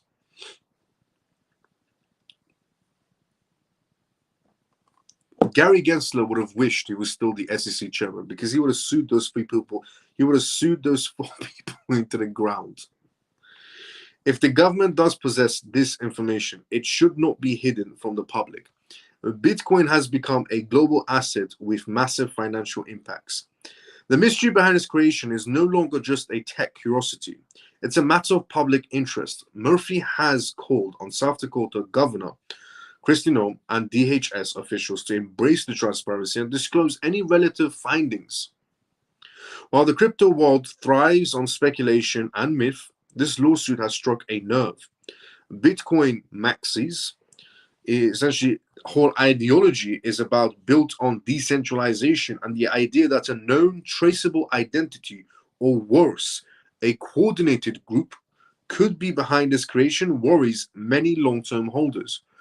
So Bitcoin maxis are afraid that if the truth comes out about Bitcoin, that Bitcoin is created by 4 people, it was a team effort, that it's not really, this unknown, mysterious person, and it was just an operation.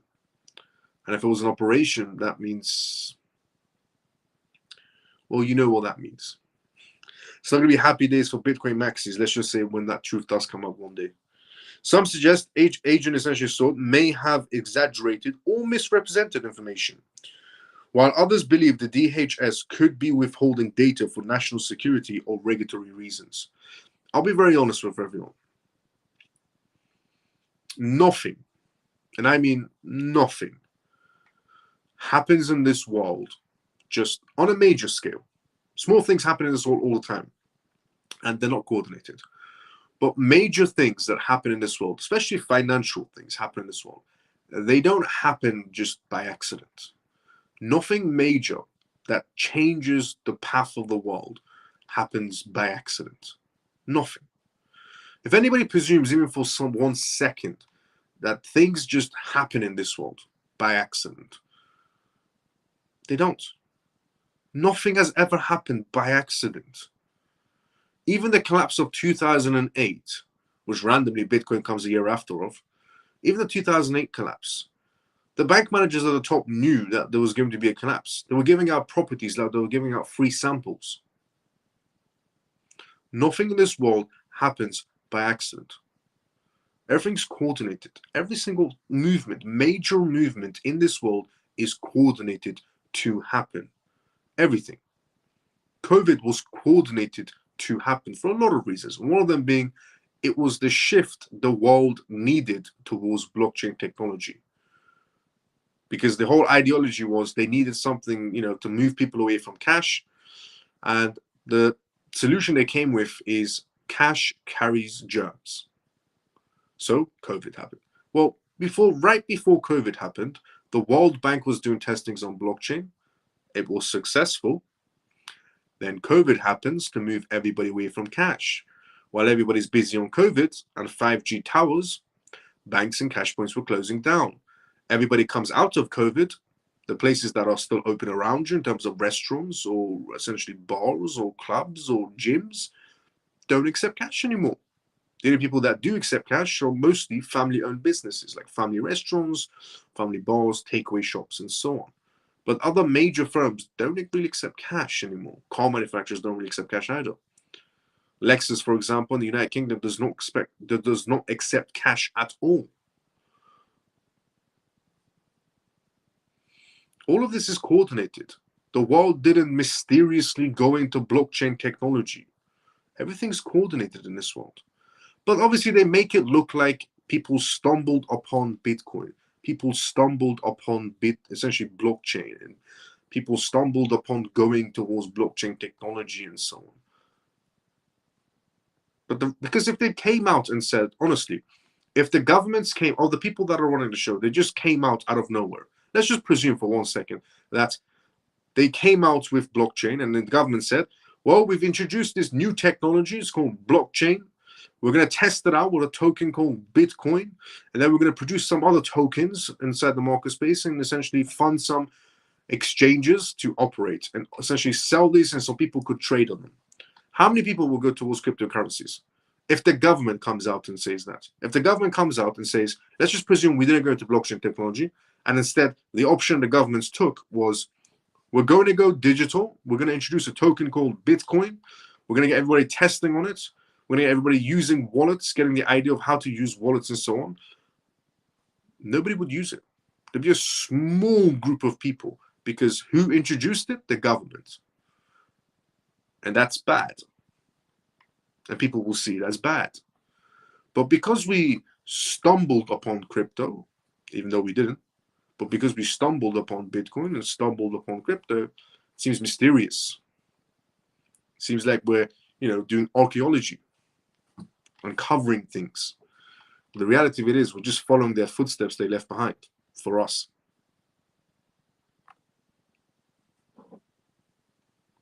Every single major thing that happens in this world is coordinated. Don't ever think for a second something even as big as Bitcoin just happened. Nothing just happens. The same way 2008 crash, and then Bitcoin comes afterwards. And sure, that's not a coincidence. One of the biggest market crashes that the world has ever seen, the year later, Bitcoin comes as the inflation protector.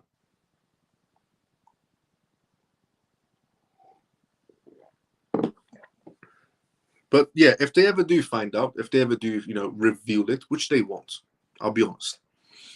The NSA, the CIA, or whatever organization you want to put on it, Chinese organization, American organization, British, whatever organization you might want to call it, that created Bitcoin, whoever it was, they're never going to reveal it. Because if they reveal it, that sense of mysteriousness, that sense of we're uncovering things goes away. Because if they come out and go, yeah, the NSA built it, people would just go, oh, so everything was rigged? Bitcoin was rigged from the beginning for us to discover it? Blockchain was rigged from the beginning for us to discover it? That's what people will come to, the conclusion people will come to. So no matter how many times people file a report with any district court, to the NSA, to the CIA, to the FBI, to whatever organization people want to apply to get information of who created Bitcoin, no one's ever going to reveal it Because if they ever reveal and go, yeah, it was 4 people from the NSA, people will just go, well, it was rigged. Bitcoin was rigged. They wanted us to go towards digital currencies. They wanted us to learn by using Bitcoin. And that's bad for business. So they don't want the sense of mysteriousness to go away. They don't want the sense of you discovering things to go away. They want you to keep you in the loop, keep it exciting, keep you in the loop. They don't want to tell you that they created it and essentially left the footsteps for you to take behind them. So honestly, no matter how many people apply for the Freedom of Information Act to get information from the NSA, sure, the NSA is going to hand you that information and collapse the entire world. For many, the thought of essentially unveiling Satoshi risk not just ruining the mystery, but shaking the very core of Bitcoin's movement is exactly what will happen. And they did create it, whoever it was, these 4 people, 5 people, 10 people. It wasn't mysteriously just came out of nowhere. It was created, it was coordinated, and they want the entire world to go towards blockchain. And they use COVID to germs cash, which is the stupidest thing ever. But they needed something to move people away from cash. And germs, cash carries germs was the best slogan. Hong Kong is what we're talking about next. Hong Kong clears the path for crypto staking on the new guidelines. As I said, a lot of countries are still preparing behind the sidelines for this blockchain sector. Hong Kong Securities and Futures Commission, SFC, introduced formal rules for cryptocurrencies, exchanges, and funds offering staking services. The SFC, which is actually Hong Kong's equivalent of the SEC inside the United States, announced the new framework on April 7th today, essentially providing clarity for digital asset platforms that wish to offer staking. So Hong Kong has got to a level where they can essentially offer some regulations towards staking services when it comes to crypto assets. The regulator said it recognizes the potential benefits of staking and confirmed it will allow licensed virtual asset trading platforms to engage in staking under strict conditions. Crypto exchanges must now seek a prior written approval before offering staking, retain full custody of staked assets, and ensure users are properly informed on all fees, lockup periods, and associated risk, which is great that they're looking after people who stake their crypto assets. Exchanges will also be required to essentially report their staking activities directly to the regulators. Funds with more than 10% exposure to digital assets will fall under the new rules. These funds can participate in staking if it aligns with their investment objectives, though they may essentially disclose relevant risk, seek investor essentially consent when needed, and avoid leveraged exposure. The SFC executive Christina used the Hong Kong's Web3 festival to argue with a sustainable regulatory path that strengthens core infrastructure while encouraging innovation. Chow essentially acknowledged recent setbacks in essentially sectors like NFTs, which saw sharp declines in trading volumes, but she also urged that a long-term approach will benefit the broader digital asset rather than chasing every spark. We believe in an essentially pragmatic approach, she said. Hong Kong's regulatory clarity and market assessors essentially continue to attract global interest, particularly as other jurisdictions maintain a more cautious essentially stance. The SFC recently rolled out the ASPIRE roadmap, outlining their series of initiatives to streamline digital asset compliance. Hong Kong has been promoting itself as a digital asset trading hub since 2022, a move that essentially followed China's sweeping ban on cryptocurrency transactions in the mainland. The city has since essentially launched Asia's first spot crypto exchange traded products, ETFs, and granted essentially 9 virtual asset trading platforms, VATP, licensings, according to the Financial Secretary Paul Chan. The government is also advocating stablecoin regulations with legislations already introduced to support further industry progress. These initiatives reflect our efforts to build a thriving digital asset ecosystem, Chow said. Dubai. Moving on from South Korea, from Hong Kong to Dubai. There's a lot of things happening inside the crypto space that are all positive, but obviously, the focus is on tariffs because it is impacting the market space, but as I said, tariffs need to happen. Dubai. Dubai's regulators unite to tokenize real estate and advance crypto in property deals. Dubai is taking a bold step towards modernizing its real estate sector through blockchain technology. as two key regulators sign a cooperation agreement to explore property tokenization. Dubai Land Department and the Dubai Virtual Asset Regulatory Authority announced the partnership on essentially today, aiming to connect real estate registrations with tokenized assets. The initiative is a part of a broader pilot program focused on integrating tokenization into the Emirates property registry system, emphasizing enhancing transparency, liquidity, and operational efficiency for property management firms. According to the DLD, the essentially Dubai Land, the new framework will lay the foundation for a governance model that supports fractional property ownership, making real estate investments more accessible to retail investors. Officials also expect the move to contribute to the sector's growth by streamlining real estate processes and leveraging blockchain to reduce the entry barriers. Hal Saeed Al Miri, the essentially Director General of the Dubai Department of Economy and Tourism, hailed the agreement as a milestone aligning with Dubai's digital transformation vision. He said the collaboration fits within the broader goals of Dubai's real estate strategy 2033 and the Dubai Economic Agenda of D33. The two key essentially policies reinforce the city's global leadership in real estate and tokenization. This development came just weeks after VRA had essentially disclosed it intends to tighten oversight on token issuance. As reported in mid-February, the regulator plans to essentially mandate licensed crypto issuers and service providers to review the identities of major token holders, particularly in cases where a single entity or institution holds a significant share.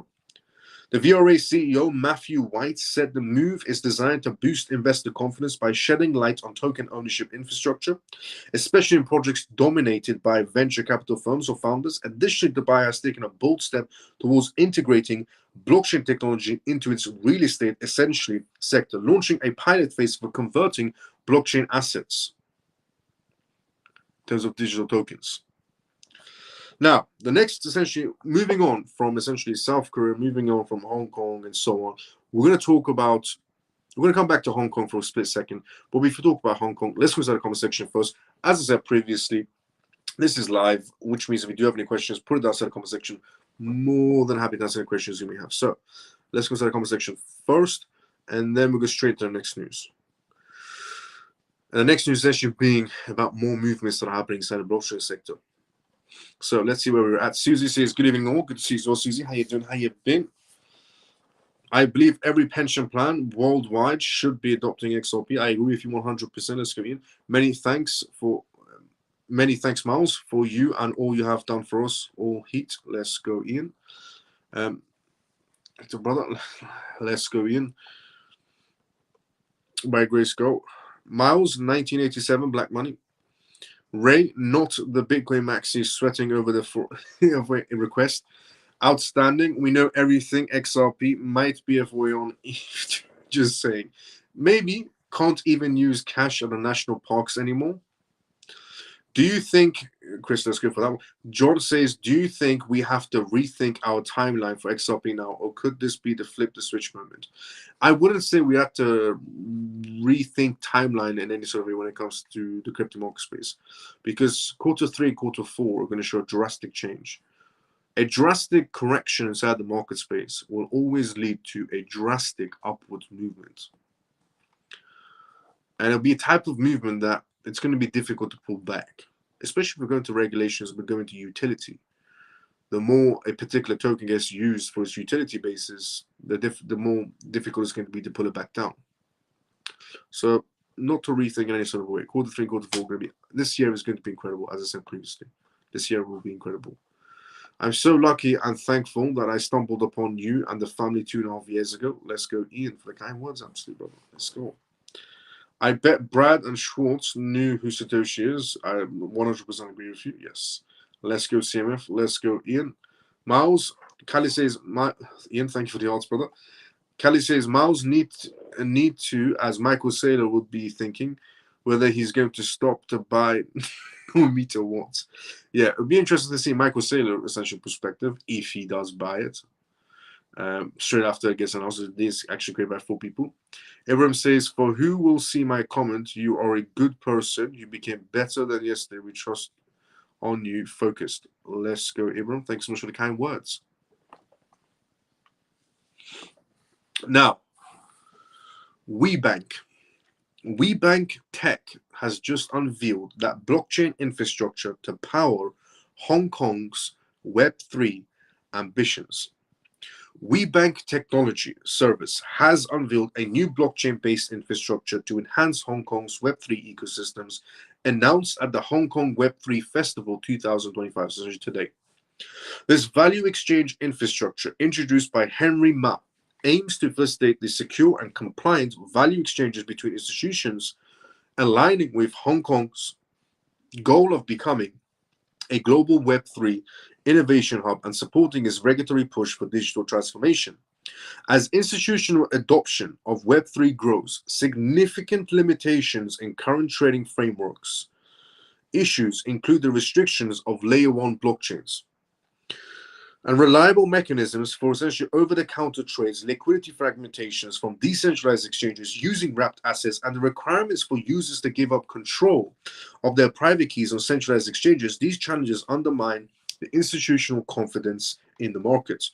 To overcome these obstacles, a unified infrastructure is needed to support diverse assets while ensuring high security, and involves a trusted framework that utilizes atomic swaps for secure transactions and implementations of strict access protocols to meet regulatory requirements. The goal is to create an environment where institutions can transact with confidence under a regulated framework, is what Hong Kong is aiming for. The Portal of the Orient System for essentially Web3, the POTUS, is a blockchain system designed for Hong Kong's institutional Web3 ecosystem.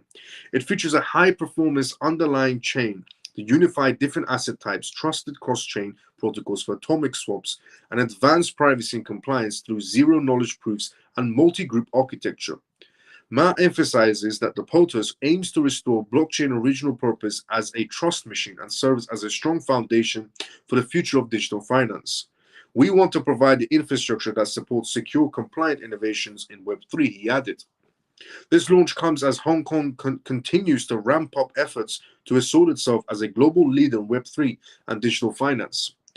Central to this strategy is essentially our initiatives around tokenizations and stablecoins, which are rapidly becoming key pillars in the city's evolving financial landscape.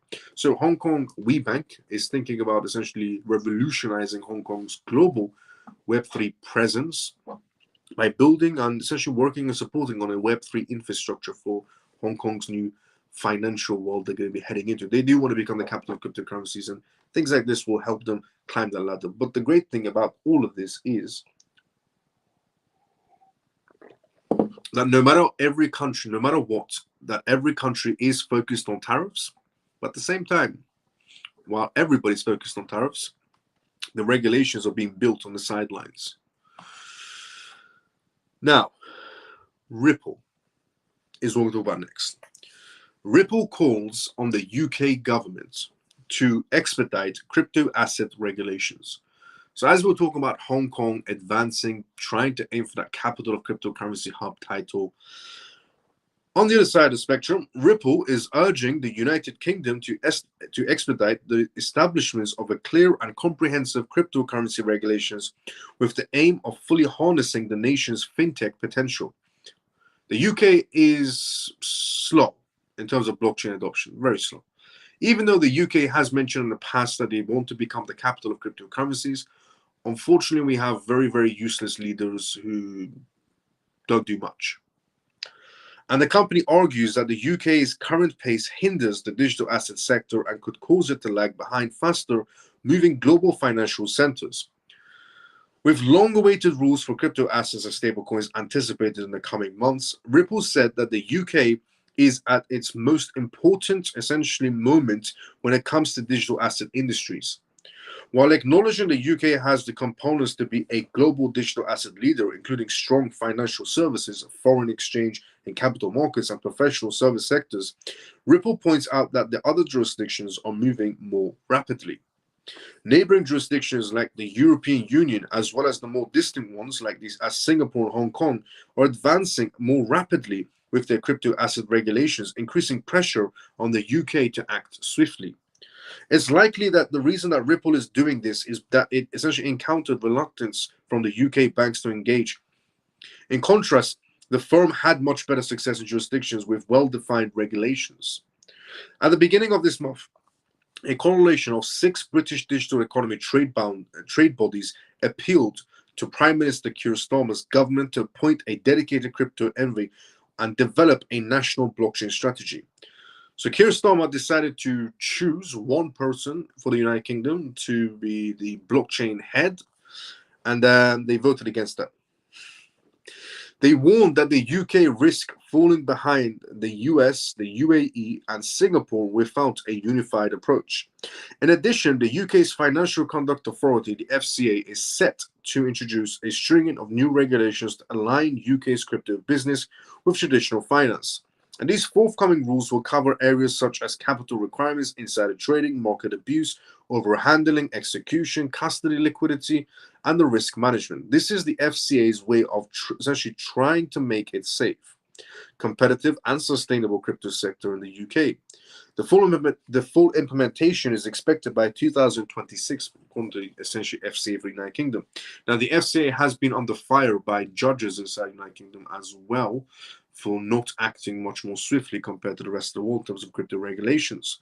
Will the UK lag too much behind by the time this sets into yet to be seen, but its response or essentially lack of thereof will no doubt essentially shape the future of digital assets industries. I've said this before, I'll say it again, the UK is moving very slow. For somebody that said they want to become the capital of cryptocurrencies, they're moving at a snail's pace.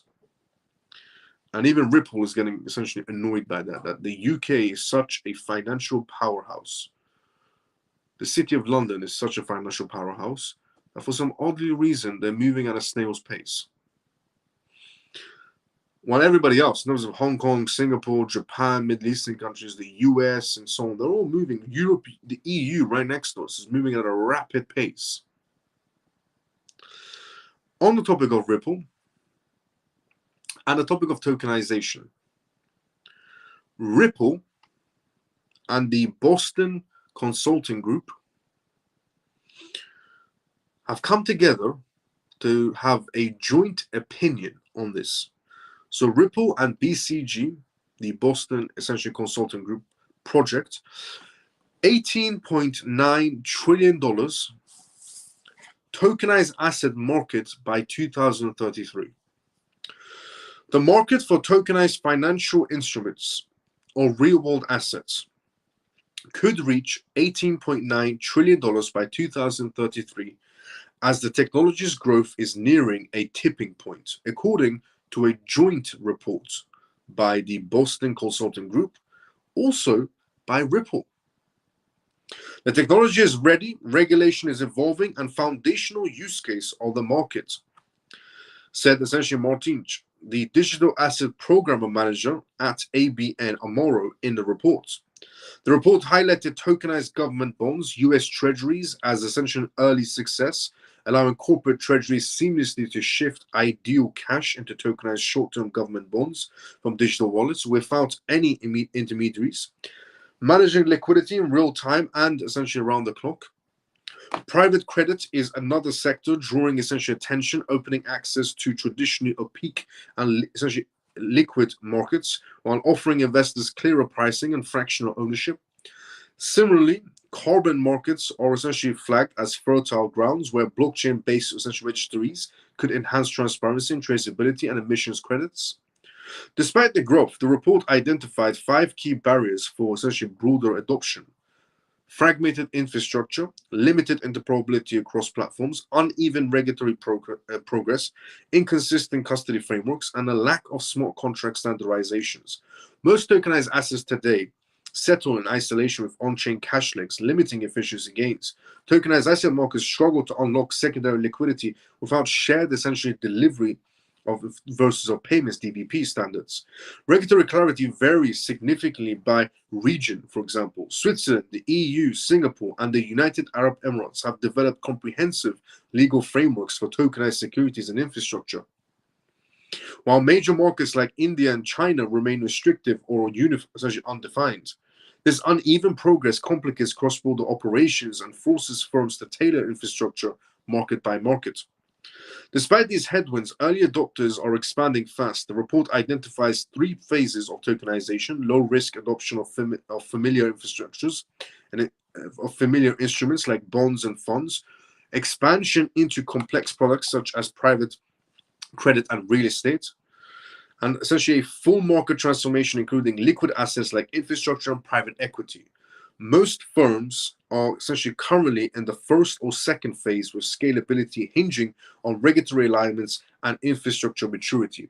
Cost is becoming less of a consistent for firms. The report said focused tokenization projects can now launch under $2 million, while end-to-end integrations covering issuance, custody, compliance, and trading can cost up to $100 million for large institutions.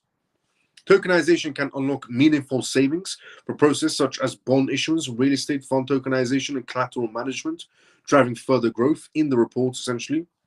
However, without industry-wide coordinated action, the same silos of and fragmentation tokenization seeks to eliminate could re-emerge in a digital form, said in the report.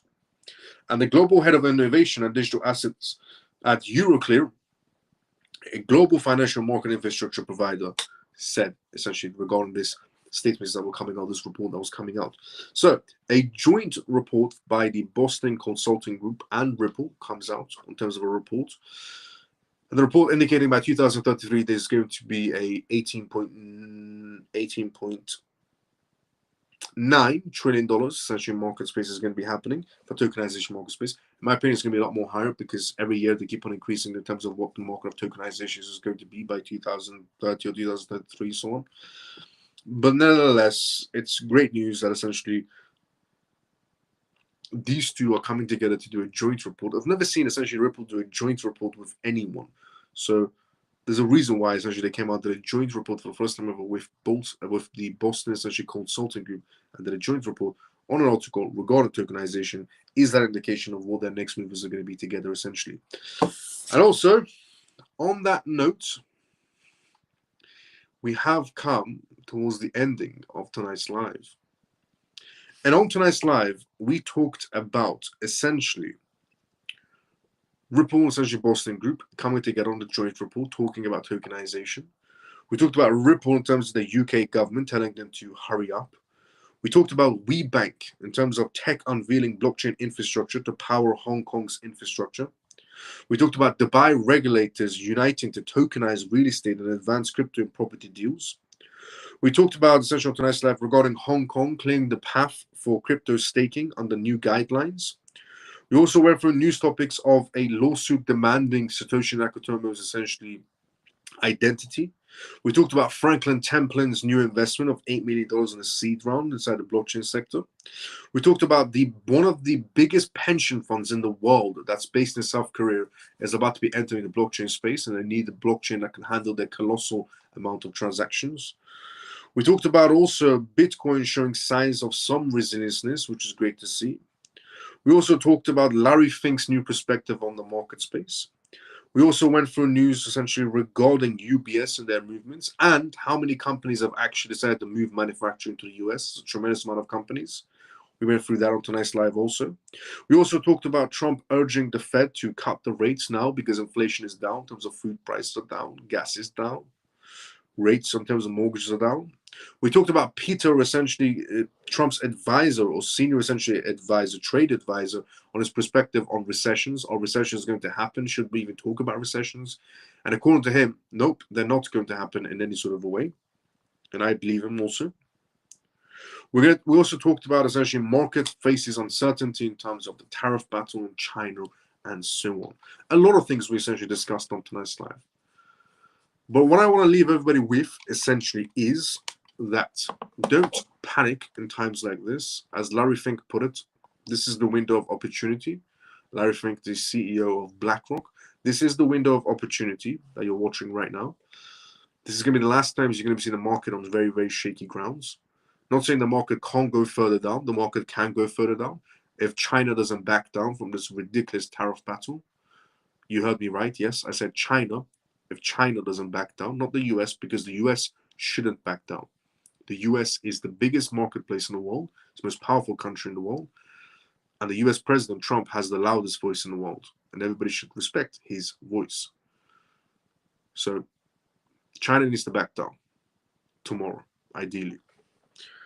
And we should be slowly on the upside. If they don't, then the market will go towards more uncertainty and essentially shake up things even more, which again will be a window of opportunity. But in terms of tariffs, is your window of opportunity. If we go into a war scenario, window of opportunity. Because what's happening behind tariffs and behind essentially war scenarios is regulations. Every country is getting ready. Every institution is getting ready. Now, before we do go, let's go to the comment section. First, is a titanium metal plate seed phrase storage safe? Yes, it's safe. How can one store a seed phrase on a piece of paper long term? Any ideas? Write it down using a pen and paper. Shelly says 100% with Ian. Not sure whether I'd be if I have found you, Miles. You have changed my life in so many ways. Forever grateful. Thank you so much, Shelly, for the kind words. Miles XRP is at £1.49. Great. Hi, as if you're my favorite person. Let's go, Ian. Good night, Miles and CMF. Thank you for a great live and news. Let's go, JP. See you tomorrow, but at the same time as usual. Love. Let's go, as if. See you tomorrow, sometimes as usual as well.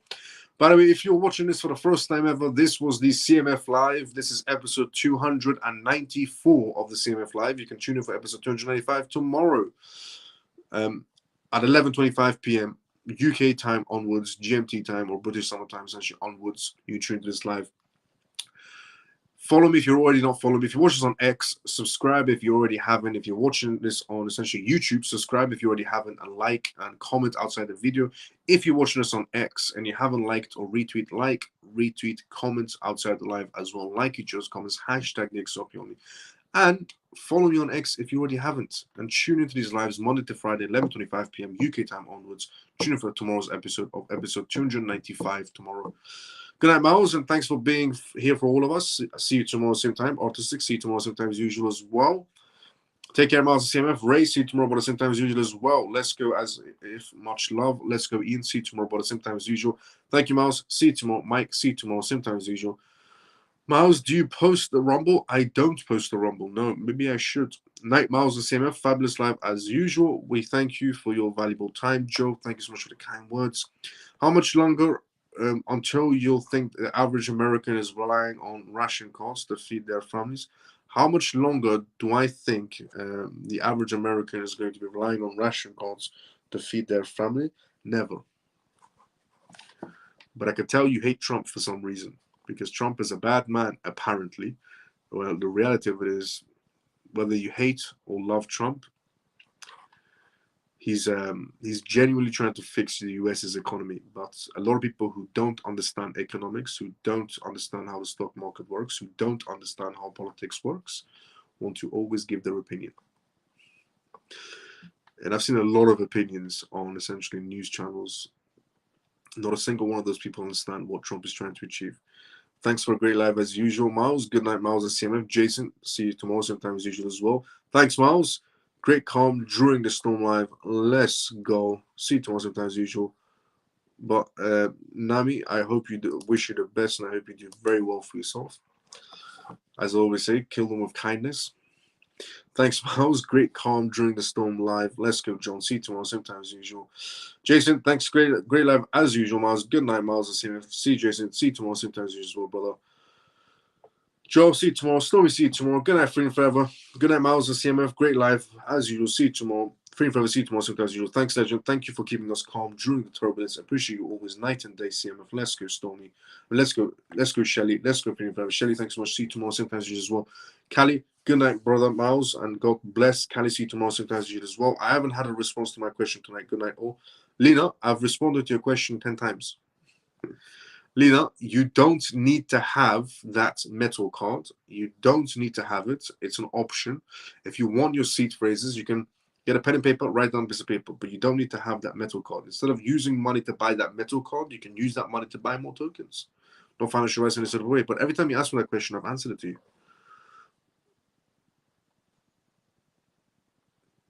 you. Buy the dip and hold the line. Let's go, Mike. Facts. No financial advice in any sort of way.